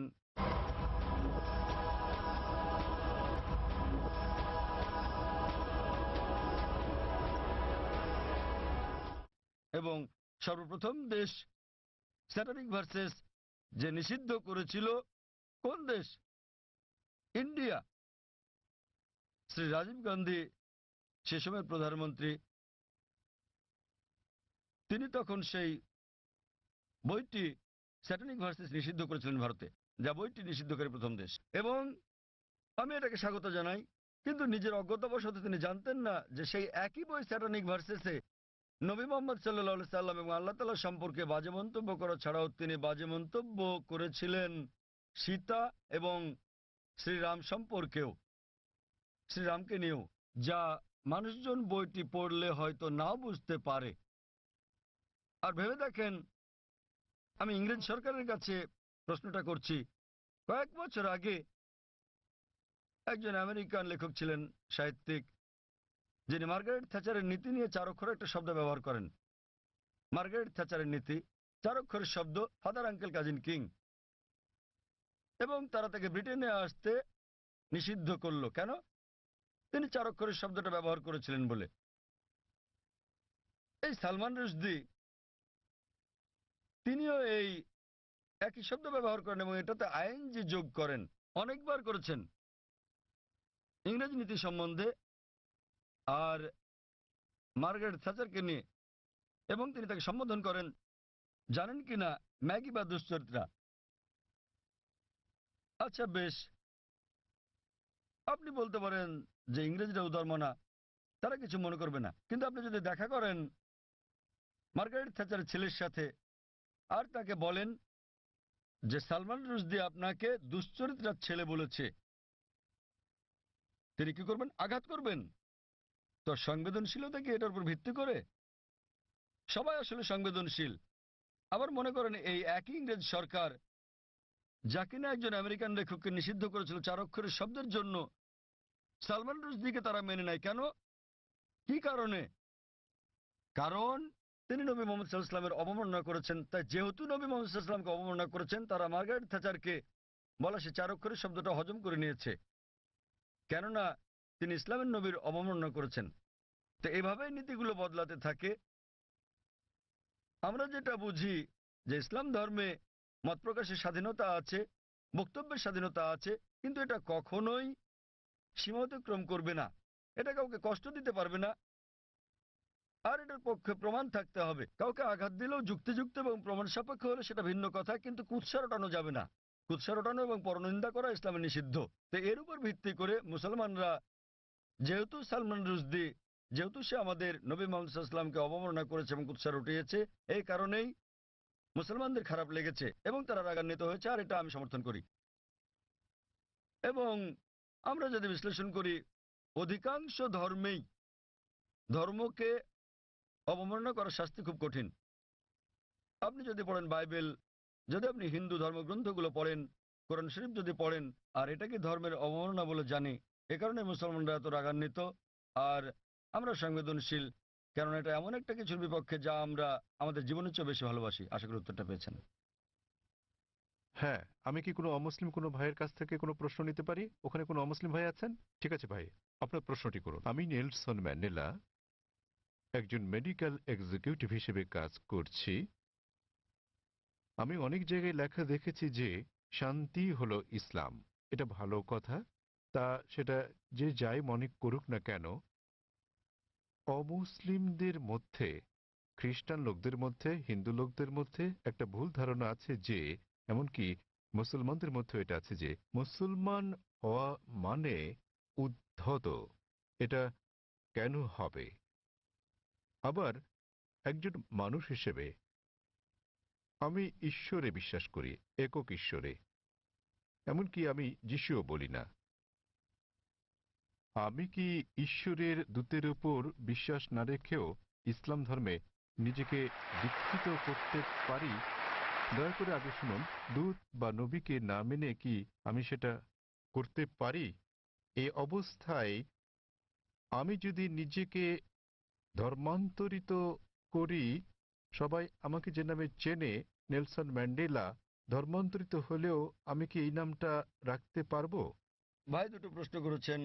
ওনার প্রথম প্রশ্নটা হচ্ছে যে কেন অমুসলিমরা ধরে নেয় যে মুসলিমরা, আপনারা জানেন যে তারা ইসলামের অনুসারী, ইসলাম মানে হলো শান্তি, কেন তারা ধরে নেয় যে মুসলিমরা উদ্ধত? ভাই আমি আপনার সঙ্গে একমত যে অধিকাংশ অমুসলিমই মনে করে যে মুসলিমরা উদ্ধত, সহিংস ইত্যাদি। ভাই এর কারণটা হলো মিডিয়া। মিডিয়া মিডিয়া সেভাবেই মুসলিমদেরকে তুলে ধরে। আপনি আজকে দেখেন যে কোনো সন্ত্রাসী হামলা হলেই সাথে সাথে তারা মুসলিমদের দায়ী করে সব সময়, ঠিক বা ঠিক যাই হোক না কেন। ওকলাহোমা বোমা হামলা যুক্তরাষ্ট্রে, যাতে প্রায় 166 জন মানুষ মারা গিয়েছিল, এটা ছিল আমেরিকার মাটিতে সবচেয়ে বড় বোমা হামলা। দিনের পর দিন এটাকে বলা হলো মধ্যপ্রাচ্য ষড়যন্ত্র, এতে মুসলিমরা জড়িত। পরবর্তী সময়ে তারা জানতে পারলো যে এতে জড়িত ছিল 2 জন মার্কিন সৈন্য, কমিউনিস্ট, তারা জড়িত ছিল। এটা সংক্ষিপ্ত সংবাদে এলো, শেষ ঘটনা শেষ। তো মুসলমানদের ব্যাপারে হলে শিরোনামে চলে আসে, আর অমুসলিমরা জড়িত থাকলে এটা সংক্ষিপ্ত সংবাদ। যেমন ভারতীয় সংবাদপত্রে আপনি দেখবেন যে একজন 50 বছর বয়স্ক আরব, 50 বছরের বয়সের আরব মুসলিম 19 বছরের এক মেয়েকে বিয়ে করছে। দেখবেন যে অনেক বড় সংবাদ, শিরোনাম। পরের দিন 50 বছর বয়স্ক অমুসলিম 9 বছরের মেয়েকে ধর্ষণ করেছে, এটা আসে সংক্ষিপ্ত সংবাদ। তো মিডিয়া প্রথম পাতায় তুলে ধরে একজন 50 বছরের মুসলমান 19 বছরের মেয়েকে বিয়ে করছে, আর 50 বছর বয়স্ক অমুসলিম 9 বছরের মেয়েকে ধর্ষণ করছে, ছোট করে আসে। তো এই হচ্ছে আমাদের মিডিয়া। তাই আমি লেকচার দিয়েছি মিডিয়া এবং ইসলাম, যুদ্ধ না শান্তি বিষয়ে। এটা ছিল, এই আলোচনাটা আমি প্রায় 1 বছর আগে দিয়েছিলাম বোম্বেতে, মিডিয়া ও ইসলাম, যুদ্ধ না শান্তি, এবং আরো অনেক জায়গায়। আর মিডিয়া কিভাবে কি করে বিস্তারিত বলেছি। ভাই আপনাকে একটা প্রশ্ন করি, আপনি কি আমাকে উদ্ধত মনে করেন? না। মাশাআল্লাহ। আপনি কি মনে করেন এখানে যারা বসে আছেন তারা সবাই উদ্ধত? কেউ কেউ। সরি, কারো কারো মুখ দেখে মনে হয়। না না ভাই, আপনি দেখেন, আপনি অতিথিতে দেখুন আর তাদের আপনি চেহারা দেখেন, দেখুন। ঈশ্বর কাউকে যে চেহারা দেন তার জন্য কি তাকে দোষী করা যায়? আমি আপনার মুখ দেখতে পাচ্ছি না, এখান থেকে আপনার মুখ দেখতে পাচ্ছি না, আপনিও পর্দা আমার মুখ দেখতে পাচ্ছেন, আমি দেখছি না। খোদা না করুক আপনার চেহারা যদি উদ্ধত হয়, আপনাকে দায়ী করা যাবে? না না। তাই কখনো বলবেন না যে চেহারা উদ্ধত। হ্যাঁ, কারো ব্যবহার যদি আপনাকে খোঁচা মেরে থাকে, এখানে কেউ কি আপনাকে মেরেছে? আপনাকে কেউ গালাগাল করেছে? না। তো ভাই আপনি যদি বলেন চেহারা উদ্ধত, তাহলে আপনাকে আবার ভেবে দেখতে হবে। দেখুন, চেহারা হলো ঈশ্বর প্রদত্ত, তাই কাকে দায়ী করবেন, ঈশ্বরকে না মানুষকে? অথবা নিজেকে দায়ী করতে পারেন যে আপনি মনে করেছেন সে উদ্ধত। আরেকটা ব্যাপার দেখেন ভাই, মনোবিজ্ঞান আছে। মনোবিজ্ঞানে বলা হয় যে, দেখেন আমি একজন মেডিকেল ডাক্তার, মনোবিজ্ঞানে বলা হয়, ধরেন আপনি ভাবছেন যে মিস্টার এ আপনার শত্রু, আপনার মনে হচ্ছে মিস্টার এ আপনার শত্রু, ঠিক আছে? কিন্তু তিনি একজন সাধারণ মানুষ, গড়পড়তা মানুষ। যখনই মিস্টার এ কে দেখছেন, তাকে শত্রু ভাবছেন আপনি, এবং আপনি রেগে যাচ্ছেন, তার দিকে এভাবে তাকাচ্ছেন। তিনি একজন স্বাভাবিক মানুষ, যেহেতু আপনি সেভাবে তাকাচ্ছেন তিনিও রেগে যাচ্ছেন। তো যখনই তিনি রাগছেন, হ্যাঁ বলেছিলাম না, দেখলেন আমার দিকে কিভাবে তাকাচ্ছে? প্রথমে তো আপনি তাকিয়েছেন, তিনি একজন সাধারণ মানুষ, যেহেতু আপনি মনে মনে ভেবে নিয়েছেন যে মিস্টার এ আপনার শত্রু, তিনি যখনই আসেন আপনি শত্রুর মতো আচরণ করছেন তার সাথে। তিনি স্বাভাবিক, কিন্তু আপনি তাকে দেখছেন, তার চলাফেরা দেখছেন, রেগে তাকাচ্ছেন, তিনি ভাবছেন এই লোকটা আমার দিকে রেগে তাকাচ্ছে, তাই তিনিও রেগে যাচ্ছেন। তখন আপনি বলছেন দেখেন আমার দিকে কিভাবে তাকাচ্ছে, কিন্তু শুরু করেছে কি আপনি? তো এই মনস্তাত্ত্বিক মিডিয়া মানুষের মনের মধ্যে মাকড়সার জাল তৈরি করে দিয়েছে। মিডিয়ার ফাঁদ হচ্ছে মুসলমানরা উদ্ধত, সন্ত্রাসী, সহিংস, আপনাকে মেরে ফেলবে। তো আপনি খুব সাবধান হয়ে গেলেন, মানুষের মুখের দিকে তাকাচ্ছেন, হয়তো কেউ সন্ত্রাসীর মতো দেখতে। কারণ যখনই তারা বলছে সন্ত্রাসী, মাথায় টুপি পরিয়ে দিচ্ছে। তো যখনই মাথায় টুপি পরা কাউকে দেখছেন, আপনি ভাবছেন সন্ত্রাসী। তো আসলে এটা হলো মিডিয়া যেভাবে বিষয়টাকে দেখাচ্ছে। তাই টুপির সাথে আমি স্যুট পরি, পশ্চিমা পোশাক এবং ইসলামী পোশাক, আর পাজামাও আমার গোড়ালির উপরে, তো আমি এটা মিশ্রণ করি। মিশ্রণ হলো পশ্চিমা সংস্কৃতির, হালাল কিছু আমি নিতে পারি, কিন্তু আমি মাথায় টুপি পরি। তো আসলে এটা হলো মিডিয়া।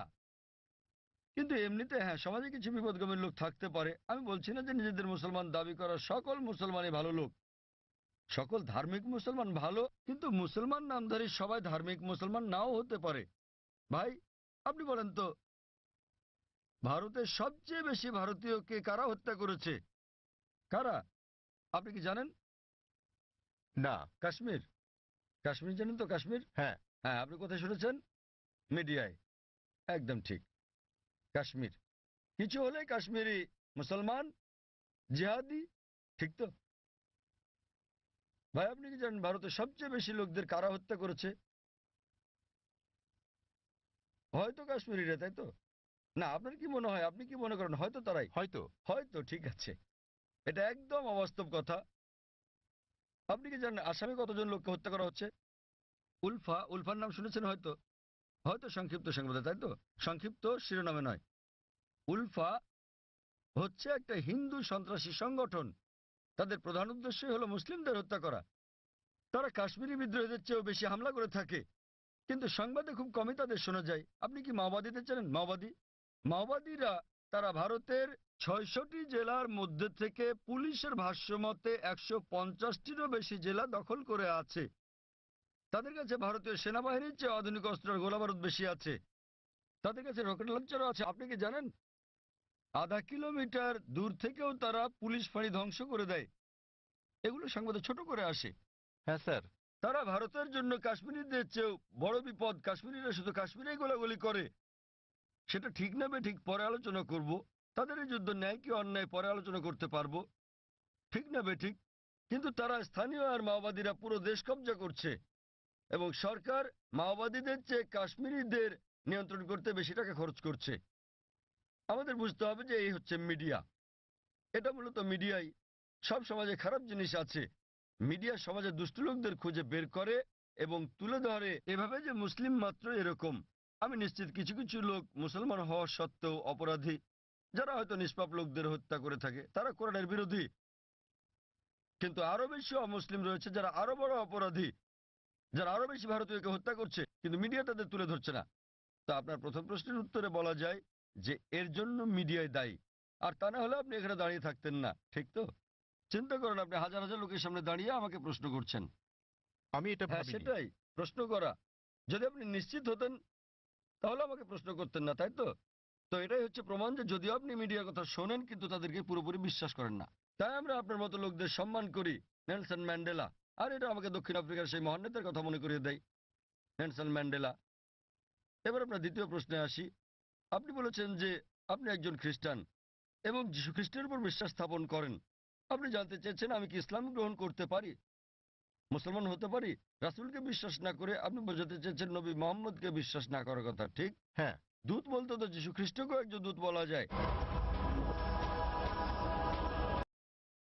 লাইসেন্স, পাসপোর্ট, সরকারি সম্পত্তি সব আপনার এই এই নেলসন নামেই করা ম্যান্ডেলার আছে। নামটা পরিবর্তন করতে হবে কিনা? ভাই একটা ভালো প্রশ্ন করেছেন যে খ্রিস্টান পরিবারের জন্মের কারণে তিনি আগের নবীদের সম্বন্ধে জানেন, তিনি যীশু খ্রিস্টের সম্পর্কেও জানেন, ইসলাম ধর্ম সম্পর্কে পড়েছেন, তিনি ইসলামের দর্শনে একমত, ইসলাম গ্রহণও করতে চান, কিন্তু নবী মোহাম্মদ সাল্লাল্লাহু আলাইহি ওয়াসাল্লাম সম্পর্কে তেমন কিছু জানেন না, ঠিক আছে? হ্যাঁ। এই কারণে তিনি নবী মোহাম্মদ সাল্লাল্লাহু আলাইহি ওয়াসাল্লামের উপর বিশ্বাস না এনে ইসলাম গ্রহণ করতে পারবেন কিনা, এই তার প্রশ্ন। আর তাকে তো নাম পাল্টাতে হবে কিনা?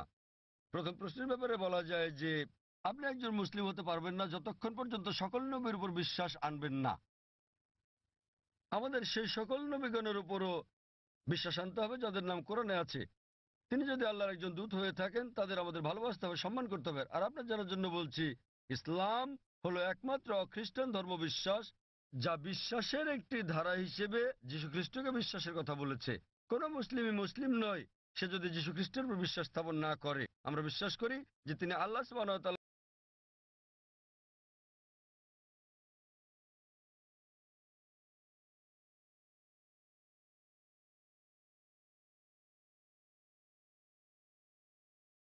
আল্লাহর সবচেয়ে প্রভাবশালী নবীগণের একজন। আমরা বিশ্বাস করি যে তিনি মসীহ, যাকে বলা হয় খ্রিস্ট। বিশ্বাস করেন যে যীশু খ্রিস্ট বা ঈসা আলাইহিস সালাম নিজের অমরত্ব দাবিদার। তিনি বলেন যে তিনি ঈশ্বর। প্রকৃতপক্ষে আপনি যদি বাইবেল পড়েন দেখবেন কোথাও এমন একটাও নিঃশর্ত বক্তব্য নেই সমগ্র বাইবেলে যেখানে যীশুখ্রিস্ট বা ঈসা আলাইহিস সালাম নিজে বলেছেন যে আমি ঈশ্বর অথবা তোমরা আমার উপাসনা করো। আমি আবারও বলছি, যদি পড়েন বাইবেল সেখানে একটিও নিঃশর্ত বক্তব্য নেই, একটিও দ্ব্যর্থহীন বাক্য পাবেন না সমগ্র বাইবেলে যেখানে যীশুখ্রিস্ট বা ঈসা আলাইহিস সালাম নিজে বলেছেন যে আমি ঈশ্বর অথবা তোমরা আমার উপাসনা করো। এমনকি বাইবেলে দেখবেন যীশুখ্রিস্ট বা ঈসা আলাইহিস সালাম নিজে বলেছেন, এর উল্লেখ আছে গসপেল অফ জন অধ্যায় নম্বর 14 অনুচ্ছেদ নম্বর 28। যীশুখ্রিস্ট নিজে বলেছেন আমার পিতা আমার চেয়ে মহান। গসপেল অফ জন অধ্যায় নম্বর 10 অনুচ্ছেদ নম্বর 29, আমার পিতা সবার চেয়ে মহান। গসপেল অফ ম্যাথিউ অধ্যায় নম্বর 12 অনুচ্ছেদ নম্বর 28, আমি ঈশ্বরের শক্তি দিয়ে শয়তানকে পরাভূত করি। গসপেল অফ লুক অধ্যায় নম্বর 11 অনুচ্ছেদ নম্বর 20, আমি ঈশ্বরের আঙ্গুলের ইশারায় শয়তানকে পরাভূত করি। গসপেল অফ জন অধ্যায় নম্বর 5 অনুচ্ছেদ নম্বর 30, আমি নিজের থেকে কিছুই করতে পারি না, আমি যেমন শুনি তেমন বিচার করি আর আমার বিচার ন্যায্য, কারণ আমি নিজের ইচ্ছায় চলি না, আমার পিতার ইচ্ছায় চলি। যে বলবে আমি সর্বশক্তিমান আল্লাহর ইচ্ছার অনুসারে নিজের ইচ্ছার নই সে একজন মুসলিম। যীশুখ্রিস্ট সাল্লাল্লাহু আলাইহি ওয়াসাল্লাম ছিলেন একজন মুসলিম। তিনি কখনোই দেবত্ব দাবি করেননি, তিনি কখনোই বলেননি যে তিনি ঈশ্বর। আর আপনি যদি বাইবেল পড়েন সেখানে বুক অফ অ্যাক্টসে আছে অধ্যায় নম্বর 2 অনুচ্ছেদ নম্বর 22 যে হে ইসরায়েলের লোকেরা এই নাজারেথের যিশুর কথা শোনো, তোমাদের মধ্যে হতে ঈশ্বর কর্তৃক মনোনীত ব্যক্তি যিনি অলৌকিক অবিশ্বাস্য কাজ করেন ঈশ্বরের মাধ্যমে, আর তোমরা তার সাক্ষী। ঈশ্বর কর্তৃক মনোনীত এক ব্যক্তি তোমাদের মধ্যে আছেন যিনি অলৌকিক অবিশ্বাস্য কাজ করেন ঈশ্বরের মাধ্যমে, আর তোমরা তার সাক্ষী। আর যখন যীশু খ্রিস্ট সাল্লাল্লাহু আলাইহি ওয়াসাল্লামকে জিজ্ঞেস করা হলো আপনার প্রথম নির্দেশ কি, তিনি অক্ষরে অক্ষরে সেই কথাটাই বললেন যা মুসা আলাইহিস সালাম বলেছিলেন বুক অব ডিউটেরোনমি অধ্যায় 6 অনুচ্ছেদ 4-এ। যীশু খ্রিস্ট সাল্লাল্লাহু আলাইহি ওয়াসাল্লাম সেই কথাটাই বলেন গসপেল অফ মার্ক অধ্যায় 12 অনুচ্ছেদ 29। তিনি বলেন শামা ইসরাঈল আদনা হাইনু আদনাই খাদ, শোনো হে ইসরায়েলবাসী, ঈশ্বর আমাদের ঈশ্বর হলেন একজন ঈশ্বর। তো আপনি যদি মুসলমান হন, মুসলমান হতে গেলে আপনাকে সকল নবীর উপর বিশ্বাস আনতে হবে। সে আদম থেকে শুরু করে নূহ, ইব্রাহিম, ইসাক, মুসা, যিশু এবং নবী মুহাম্মদ সাল্লাল্লাহু আলাইহি ওয়াসাল্লামের উপর। তো এখন নবী মুহাম্মদ সাল্লাল্লাহু আলাইহি ওয়াসাল্লামের ব্যাপারে আপনার প্রশ্নে আসি। আপনি হয়তো তার সম্পর্কে বিস্তারিত জানেন না, আপনি হয়তো তার জীবনী সম্বন্ধে জানেন না, কিন্তু আপনাকে তার উপর বিশ্বাস আনতে হবে। আর আপনি যদি খাঁটি খ্রিস্টানও হয়ে থাকেন, যীশু খ্রিস্ট বা ঈসা আলাইহিস সালাম ভবিষ্যৎবাণী করেন নবী মুহাম্মদ সাল্লাল্লাহু আলাইহি ওয়াসাল্লামের ব্যাপারে। নবী মুহাম্মদ সাল্লাল্লাহু আলাইহি ওয়াসাল্লামের ব্যাপারে ভবিষ্যৎবাণী করা হয়েছে ওল্ড টেস্টামেন্টে, এমনকি নিউ টেস্টামেন্টেও ভবিষ্যৎবাণী করা হয়েছে বুক অব ডিউটেরোনমিতে অধ্যায় 18 অনুচ্ছেদ 18, বুক অব ডিউটেরোনমি অধ্যায় 18 অনুচ্ছেদ 19, বুক অব আইজায়া অধ্যায় 29 অনুচ্ছেদ 12, সং অফ সলোমন অধ্যায় 5 অনুচ্ছেদ 16, এমনকি নিউ টেস্টামেন্টেও তার কথা বলা হয়েছে। যীশু খ্রিস্ট সাল্লাম বলেছেন নবী মুহাম্মদ সাল্লাল্লাহু আলাইহি সাল্লামের আগমনের ব্যাপারে গসপেল অফ জন অধ্যায় 14 অনুচ্ছেদ 16, গসপেল অফ জন অধ্যায় 15 অনুচ্ছেদ 26, গসপেল অফ জন অধ্যায় 16 অনুচ্ছেদ 7 এবং গসপেল অফ জন অধ্যায় 16 অনুচ্ছেদ 12 থেকে 14। আপনার বোঝার জন্য আমি শুধু শেষের অনুচ্ছেদটা বলবো। সবার শেষে যেটা বললাম, যীশু খ্রিস্ট সাল্লাম বলেন গসপেল অফ জন অধ্যায় নম্বর 16 অনুচ্ছেদ 12 থেকে 14 যে তোমাদেরকে আমার অনেক কিছুই বলার আছে, কিন্তু তোমরা এখন তা গ্রহণ করতে পারবে না। যখন সত্যের আত্মা আসবেন তিনি তোমাদের সত্যের পথে পরিচালিত করবেন। তিনি নিজ থেকে কিছু বলবেন না, তিনি যা শুনবেন তাই বলবেন, তিনি আমাকে মহিমান্বিত করবেন। তো এখানে যীশু খ্রিস্ট সাল্লাম বলছেন নবী মুহাম্মদ সাল্লাল্লাহু আলাইহি সাল্লামের ব্যাপারে, তিনি বলছেন তোমাদেরকে আমার অনেক কিছুই বলার আছে। অর্থাৎ যীশু খ্রিস্ট মানুষদের অনেক কথা বলতে চেয়েছিলেন, কিন্তু তিনি বলেন তোমরা এখন তা বুঝতে পারবে না। যখন সত্যের প্রতিরূপ আসবেন তিনি তোমাদের সত্যের পথে চালিত করবেন। এখন অনেকে বলতে পারেন এই প্রতিরূপ হচ্ছে পবিত্র আত্মা। তারা বুঝতে অক্ষম যে প্রতিরূপ কোনো পবিত্র আত্মার কথা বোঝায় না। কেন? কয়েকটা অনুচ্ছেদ আগেই গসপেল অফ জনের অধ্যায় নম্বর 16 অনুচ্ছেদ 7 যীশু খ্রিস্ট সাল্লাম বলছেন যে তোমাদের ভালোর জন্য আমাকে যেতে হচ্ছে, কেননা আমি না গেলে সত্যের প্রতিরূপ আসবেন না। সুতরাং আমি যদি যাই আমার প্রস্থানেই তার আগমন নিশ্চিত। সেই প্রতিরূপ এবং শান্তি আসবে যদি যীশু খ্রিস্ট সাল্লাম বিদায় নেন। যীশু খ্রিস্ট এই পৃথিবীতে আসার অনেক আগে থেকে এই প্রতিরূপ এখানে ছিলেন। তিনি এখানে ছিলেন যখন যীশু খ্রিস্ট জন্মগ্রহণ করেন, তিনি তখনও ছিলেন যখন তাকে দীক্ষা দেওয়া হয়। তো এই প্রতিরূপ এবং শান্তির দূত কোনো পবিত্র আত্মাকে বোঝায় না, এটা সর্বশেষ এবং চূড়ান্ত নবী মুহাম্মদ সাল্লাল্লাহু আলাইহি সাল্লামের কথা বোঝায়। কারণ ভবিষ্যৎবাণী বলছে তিনি যাই শুনবেন তিনি বহন করবেন।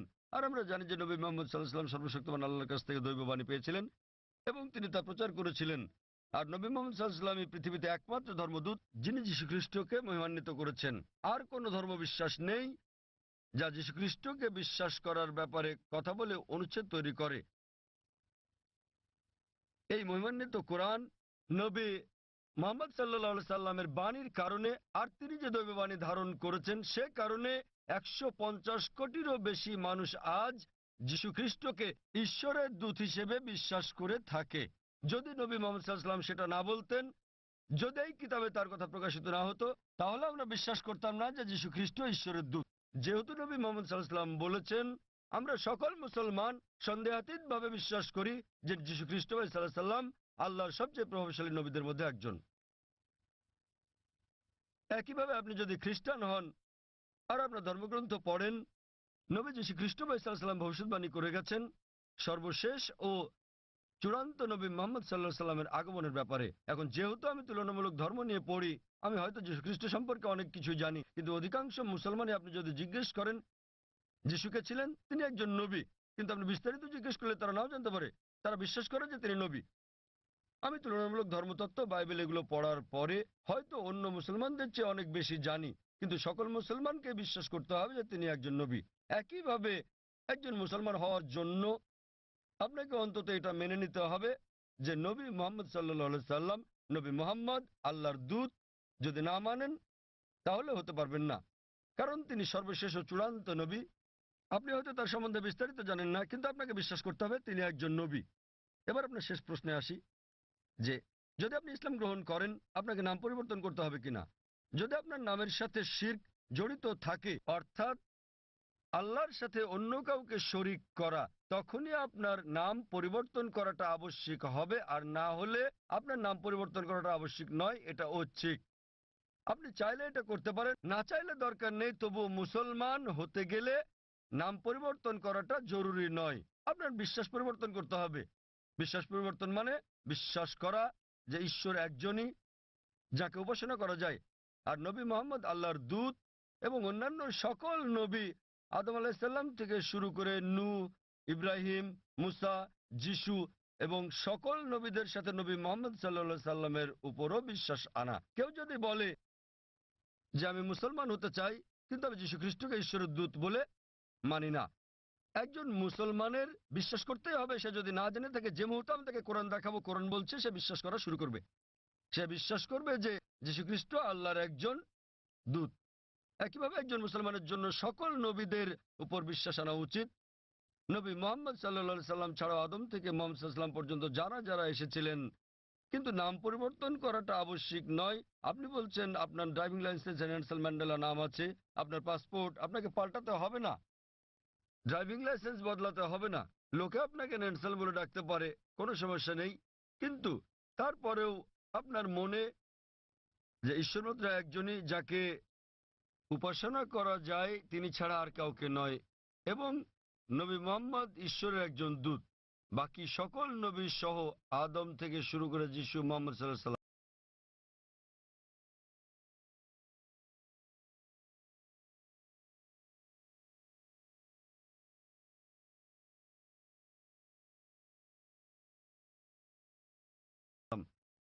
তো আপনি কি বিশ্বাস করেন যে মুহাম্মদ ঈশ্বরের একজন দূত, ভাই নেলসন? হ্যাঁ স্যার। আমি যদি বলি যে আপনার নাম নেলসনই রাখতে পারেন, বিশ্বাস করবেন যে মুহাম্মদ ঈশ্বরের একজন দূত? হ্যাঁ স্যার। আপনি হয়তো তার সম্পর্কে বেশি কিছু জানেন না।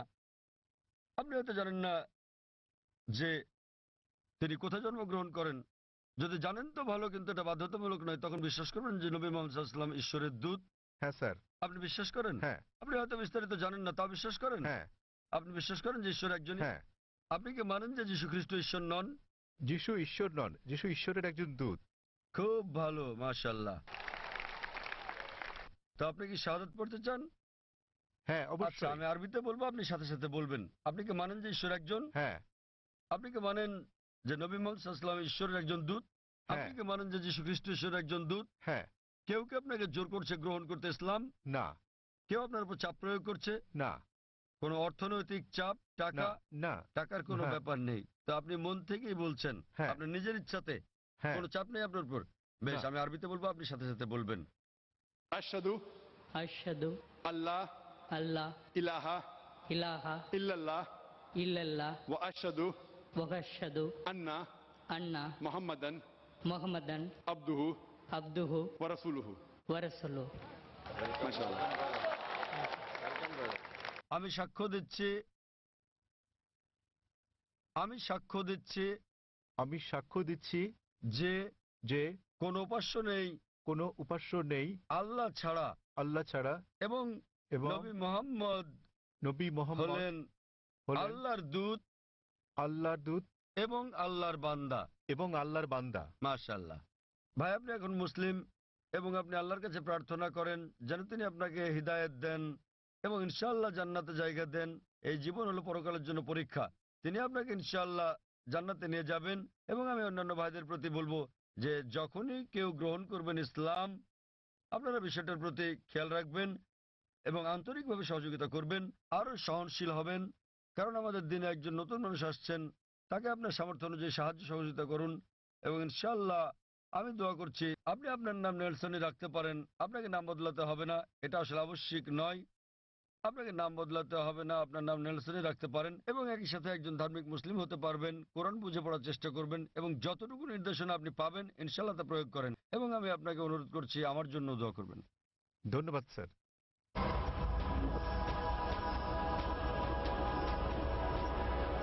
এখানে আর কোনো অমুসলিম ভাই আছেন? এখানে একজন আছেন, তিনি তামিল ভাষায় প্রশ্ন করতে চান, যেটা অনুবাদ করা হবে। অনুবাদ করার মতো কেউ আছেন? কোনো ভাই অনুবাদ করবেন? হ্যাঁ ভাই, এখানে একজন অনুবাদক আছেন। সবাইকে শুভ সন্ধ্যা। আমি বালাজি ইউরেকা ফরবস কাজ করছি। யூஸ்வலாக அந்த சாதாரண ஒரு எறும்போட உயிரோட வேல்யூ ஒன்று தான், நம்ம ஹியூமனோட உயிரும் ஒன்று, அதோட வேல்யூ ஒன்று தான். ஸோ நம்ம இந்த பீஃப் மட்டன்லாம் சாப்பிட்றோம், ஸோ அது தப்பு இல்லையா? தென் வந்து பார்த்தீங்கன்னா இந்த ஹிந்து முஸ்லீம் கிறிஸ்டின் மூணு, இந்த பகவத்கீதை ப்ளஸ் பைபிள் தென் குரான் மூணு கேஸ்டும் ஃபைனலாக எல்லா உயிர்களிடத்தும் அன்பு செலுத்துங்க தான் சொல்கிறாங்க. ஸோ முஸ்லீமை மட்டும் ஸ்பெஷலாக நீங்கள் சொல்கிறது சரியா புரியல। ভাই একটা প্রশ্ন করেছেন যে একটা পিঁপড়া মারা অন্যায়, যদিও পিঁপড়া ক্ষতিকর হতে পারে, কিন্তু আরো বৃহৎ দৃষ্টিতে দেখতে গেলে মুসলমানরা যা করে তা হলো গরু এবং অন্যান্য পশু হত্যা করে। ওনার মতে মুসলমানরা অনেক বেশি গরুর মাংস, খাসির মাংস ইত্যাদি খায়। তো এটা কি অন্যায় নয়? কারণ গীতা, বাইবেল, কোরআন সব জায়গায় বলা আছে যে আপনাকে সকল প্রাণীর প্রতি দয়া দেখাতে হবে, কিন্তু এটা করা হচ্ছে না। ভাই যে প্রশ্নটা করলেন যে একটা পিঁপড়া মারাও অন্যায় এবং জীবন্ত প্রাণী মারাও অন্যায়, তো কেন মুসলিমরা মাংস খায়, গরু, খাসি ইত্যাদি? এটা কি অন্যায় নয়? আমাদের কি দয়া দেখানো উচিত নয়? আমি ভাইয়ের প্রশ্নের প্রথম অংশের সাথে একমত এবং এটা বুঝি যে তিনি ইংরেজি বুঝতে পারেন, যদিও বলতে পারেন না। আমাদের মধ্যে অনেক লোক আছেন যারা ইংরেজি বুঝতে পারেন, যদিও বলতে পারেন না, বাংলাতে প্রশ্ন করেন। তা আমার মনে হয় বাংলাতে বললেও ভাই বুঝবেন, যদিও তিনি ইংরেজিতে প্রশ্নটা করেননি কারণ তিনি তামিল ভাষাতে বেশি সাবলীল। হত্যার ব্যাপারে যে কোনো প্রাণীকে বিনা কারণে হত্যা করা অন্যায় ইসলাম ধর্মে। এমনকি ইসলামেও কোনো জীবন্ত প্রাণীকে অপ্রয়োজনে হত্যা করা পাপ। এ বিষয়ে একটা হাদিস আছে। নবী বলেছেন, যখন এক লোক বনে আগুন জ্বালাচ্ছিল, নবী বললেন এখানে আগুন জ্বালানোর কারণে এখানে পিঁপড়া আছে। অন্য জায়গায় জ্বালোয়ের মানে হচ্ছে নবী নিজেও চিন্তিত ছিলেন যে বনে আগুন জ্বালালে পিঁপড়া মারা যেতে পারে। তিনি সেই সাহাবাকে জায়গা বদলাতে বললেন যাতে পিঁপড়া না মারা যায়। এবার আপনার মূল প্রশ্নে আসি, কেন মুসলিমরা মাংসাশী প্রাণী হত্যা করে, মাংস খায় ইত্যাদি? প্রথমে আমি আপনাকে বলবো যে একজন মুসলমান 100% নিরামিষী হয়েও একজন খাঁটি মুসলমান হতে পারেন। মাংস খাওয়াটা আবশ্যিক নয় ইসলামে, কিন্তু যেহেতু আমাদের সৃষ্টিকর্তা আল্লাহ সুবহানাহু ওয়া তাআলা অনুমতি দিয়েছেন মাংস খাওয়ার জন্য, কেন তো আমরা খাবো না? আপনি যদি ভেবে দেখেন, পবিত্র কোরআনে বলা আছে সূরা মাইদা অধ্যায় 5 আয়াত নম্বর 1 যে তোমাদের জন্য বৈধ হলো চতুষ্পদ পশু। তাহলে চতুষ্পদ পশু খাওয়া আমাদের জন্য বৈধ। কোরআন বলছে সূরা নাহল অধ্যায় 16 আয়াত নম্বর 5 যে সর্বশক্তিমান আল্লাহ তোমাদের জন্য বৈধ করেছেন গবাদি পশুর মাংস। এবং আরো অন্যান্য জায়গায় সূরা মুমিনুন অধ্যায় 23 আয়াত নম্বর 21, আরো অনেক জায়গায়। এখন আমরা যদি বৈজ্ঞানিকভাবে বিশ্লেষণ করি, এমন কোনো নিরামিষ খাবার নেই যাতে মানুষের প্রয়োজনীয় সকল উপাদান রয়েছে। মানুষের দরকার হয় অ্যামিনো অ্যাসিড, 21 ধরনের অ্যামিনো অ্যাসিডের দরকার হয়, যার মধ্যে অধিকাংশই শরীরে উৎপন্ন হয়, কিন্তু 8টি খাবারের মাধ্যমে জারিত করা হয়। এদেরকে বলা হয় 8টি আবশ্যকীয় অ্যামিনো অ্যাসিড। আমার জানা মতে এমন কোনো শাকসবজি নেই যাতে 8 ধরনের অ্যামিনো অ্যাসিড আছে। তাই এমন কোনো শাকসবজি নেই যেটাকে বলা হয় সম্পূর্ণ খাদ্য। সুতরাং এগুলো আমিষ জাতীয় খাবার থেকেই সংগ্রহ করতে হবে। আপনি যদি আরো বিশ্লেষণ করে দেখেন, আমিষ জাতীয় খাবার এটা পুষ্টিকর, ভিটামিন কে তে ভরপুর। আর আরো গভীরভাবে দেখলে, যদি আপনি দেখেন তৃণভোজী প্রাণীদের দাঁত, গরু, ছাগল, ভেড়া, তাদের দাঁত সমান। তারা শুধু শাকসবজি খায়, শুধু ঘাস খেতে পারে, মাংস খেতে পারে না। আপনি যদি মাংসাশী প্রাণীদের দাঁতগুলো দেখেন, বাঘ, সিংহ, নেকড়ে, চিতা, তাদের সবার সুচালো দাঁত আছে, কুকুরের দাঁতের মতো। এই প্রাণীদেরকে বলা হয় মাংসাশী প্রাণী। তারা শুধু মাংস খায়, তারা শাকসবজি খায় না। আপনি যদি মানুষের দাঁতগুলো ভালো করে দেখেন, আয়নার সামনে গিয়ে, মানুষের আছে সমান দাঁত, আবার সুচালো দাঁতও আছে। যদি সর্বশক্তিমান ঈশ্বর চাইতেন যে আমরা শুধু শাকসবজি খাবো, তাহলে কেন তিনি আমাদের এই সুচালো দাঁত দিলেন? কেউ বলতে পারেন কেন? কারণ সর্বশক্তিমান ঈশ্বর চান যে আমরা দুটোই খাই, মাংসও খাই, শাকসবজিও খাই। মাংস, তিনি যদি চাইতেন যে আমরা শুধু শাকসবজি খাবো, তাহলে তিনি কেন সুচালো দাঁত দিলেন? আবার আপনি যদি মানুষের পরিপাকতন্ত্রটাকে বিশ্লেষণ করে দেখেন, এটা উভয় খাদ্যই হজম করতে পারে, সবজি এবং আমিষ জাতীয় খাবার। তৃণভোজী প্রাণীদের পরিপাকতন্ত্র, গরু, ছাগল, ভেড়া, এরা শুধু শাকসবজি জাতীয় খাবারই হজম করতে পারে, মাংস হজম করতে পারে না। আবার মাংসাশী প্রাণীদের পরিপাকতন্ত্র দেখেন, সিংহ, বাঘ, নেকড়ে শুধু মাংসই হজম করতে পারে, শাকসবজি হজম করতে পারে না। কিন্তু মানুষের পরিপাকতন্ত্রে আছে ক্ষুদ্রান্ত্র এবং বৃহদান্ত্র, এটা উভয় খাদ্য হজম করতে পারে, সবজি আবার আমিষ জাতীয় খাবার, মাংস জাতীয় খাবার। সর্বশক্তিমান ঈশ্বর যদি চাইতেন আমরা খাঁটি নিরামিষী হই, কেন তিনি আমাদের এমন পরিপাকতন্ত্র দিলেন যা উভয় খাদ্য হজম করতে পারে? কিন্তু এটাই স্বাভাবিক। তো আপনি ভেবে দেখেন যে সর্বশক্তিমান ঈশ্বর মানুষকে এমনভাবে সৃষ্টি করেছেন যেন তারা সবজিও খেতে পারে, আবার মাংসও খেতে পারে, নিরামিষ এবং আমিষও। আর অনেক লোকেরই ভুল ধারণা একটা আছে যে অধিকাংশ ধর্মই আমিষ জাতীয় খাবার খেতে নিষেধ করেছে। আবার হিন্দুদের অনেকেই একটা ভুল ধারণার শিকার। তারা মনে করেন যে হিন্দুত্ববাদ আমিষ জাতীয় খাদ্য খাওয়া নিষেধ করে থাকে। আসলে আপনি যদি হিন্দু ধর্মগ্রন্থগুলো পড়েন, যদি পড়েন মনুস্মৃতি অধ্যায় নম্বর 5 অনুচ্ছেদ 30, এতে আছে ঈশ্বর কিছু প্রাণীকে সৃষ্টি করেছেন খাওয়ার জন্য আর কিছু প্রাণীকে খাদ্য হওয়ার জন্য। তাই যারা খাবার হিসেবে তৈরি প্রাণী খেয়ে থাকেন তারা কোনো পাপ করছেন না। আবার মনুস্মৃতিতে উল্লেখ আছে অধ্যায় নম্বর 5 অনুচ্ছেদ 39, সর্বশক্তিমান ঈশ্বর প্রাণীদের সৃষ্টি করেছেন উৎসর্গ করার জন্য। তা যদি এই প্রাণীদেরকে খেয়ে থাকেন কোনো পাপ করছেন না। মনুস্মৃতি অধ্যায় 5 অনুচ্ছেদ 41 আছে যে উৎসর্গের প্রাণীদেরকে হত্যা করা কোনো পাপ নয়। হিন্দু ধর্মের গ্রন্থগুলোতে এরকম অনেক উক্তি আছে যেখানে আমিষ জাতীয় খাবার খাওয়ার কথা বলা হয়েছে। আপনি যদি পড়েন মহাভারত অনুশাসন পর্ব অধ্যায় 88, যুধিষ্ঠির, যিনি পাণ্ডব ভাইদের মধ্যে সবার বড়, তিনি ভীষ্মকে জিজ্ঞেস করলেন যে যজ্ঞতে অর্থাৎ পূজাতে আমরা কি উৎসর্গ করতে পারি যাতে আমাদের পূর্বপুরুষেরা সন্তুষ্ট হবেন। ভীষ্ম উত্তর দিলেন যে যজ্ঞতে পূজাতে তুমি যদি লতাপাতা গাছপালা দাও তাহলে আমাদের পূর্বপুরুষেরা 1 মাসের জন্য সন্তুষ্ট হবেন, যদি মাছ দাও তাহলে সন্তুষ্ট থাকবেন 2 মাসের জন্য,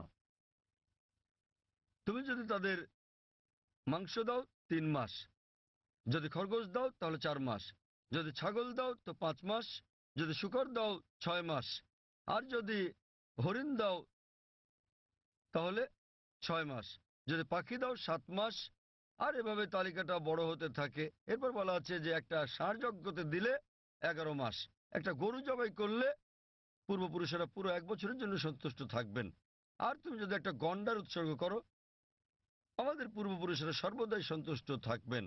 মহাভারতে এই পুরো মেনুটাই দেওয়া আছে। তা যদি বেদ এবং অন্য হিন্দু ধর্মগ্রন্থগুলো পড়েন, তাদের ঋষি এবং ধর্মযাজকেরা আমিষ খেয়েছেন, এমনকি গরুর মাংস।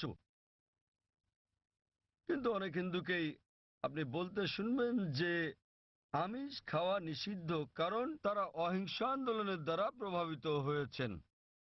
আপনারা জানেন জৈন এবং আরো যারা এই অহিংসতে বিশ্বাস করেন তারা বলেন যে জীবিত প্রাণী হত্যা করা নিষিদ্ধ, তাই পশু হত্যা এটা পাপ।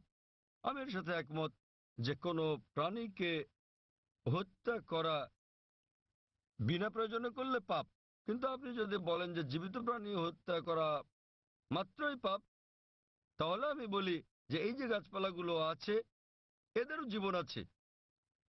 আগে আমরা জানতাম না যে উদ্ভিদের জীবন আছে, তাই তারা বলতো যে গাছ কাটা ঠিক আছে। আজকে আমরা জানি যে এমনকি গাছেরও প্রাণ আছে। তখন তাদের যুক্তি পাল্টে বলে, জাকির ভাই গাছের প্রাণ আছে ঠিকই, কিন্তু গাছ ব্যথা অনুভব করে না, তাই গাছকে হত্যা করা সবজি খাওয়া আমিষ বা মাংস খাওয়ার তুলনায় অনেক কম অন্যায়। এখন বিজ্ঞানের উন্নতিতে আমরা জানি যে এমনকি গাছেরাও ব্যথা অনুভব করে, কিন্তু তারা যখন কাঁদে আমরা গাছের কান্না শুনতে পারি না, কারণ আমরা প্রতি সেকেন্ডে মাত্র 20 থেকে 20,000 কম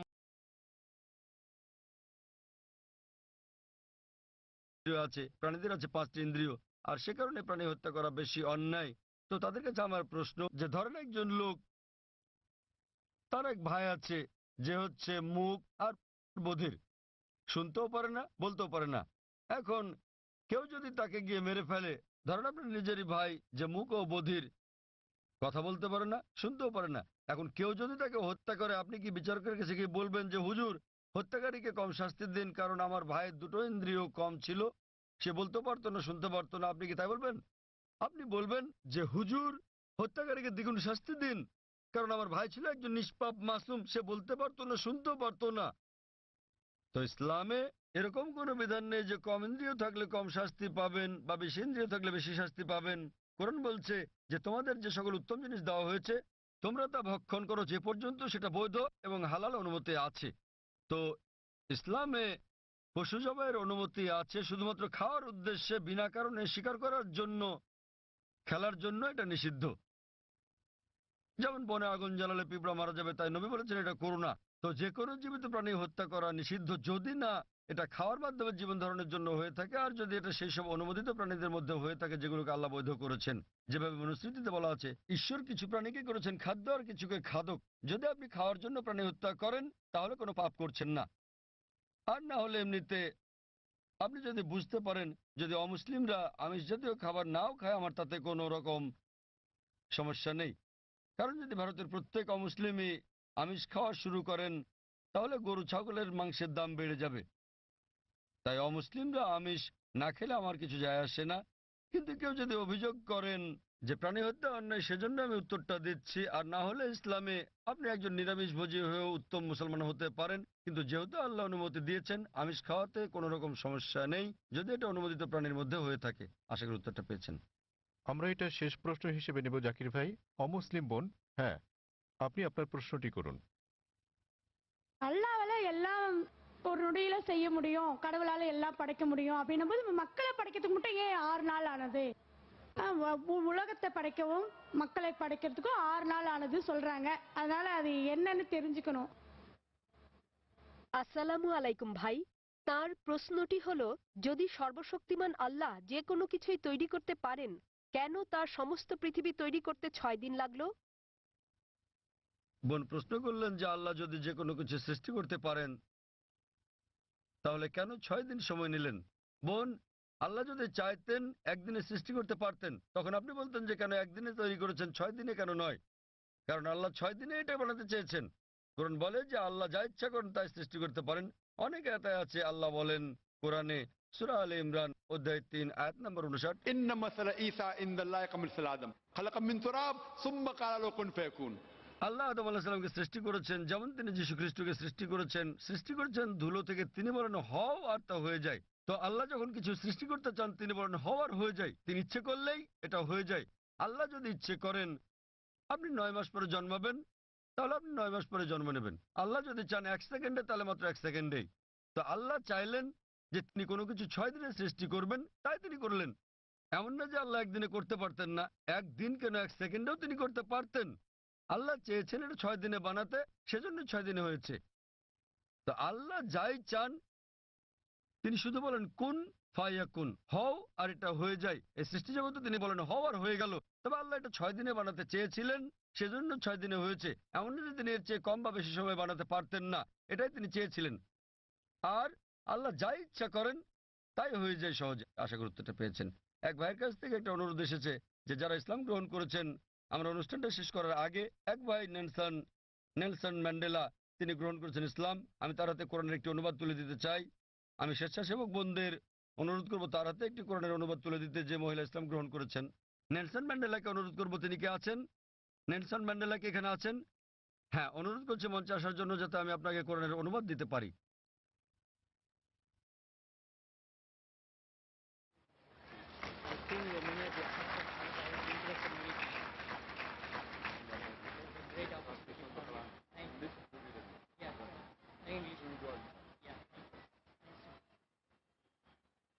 আমি আরো অনুরোধ করছি, কয়েকজন বোন ইসলাম গ্রহণ করেছেন। আমি চাইবো যে আমাদের মহিলা স্বেচ্ছাসেবকেরা কোরআনের অনুবাদ তাদের হাতে একটি করে তুলে দেবেন। ওয়াখির দোয়ানা আলহামদুলিল্লাহ রাব্বিল আলামিন। অসংখ্য ধন্যবাদ আপনাদের ভাই ও বোনেরা।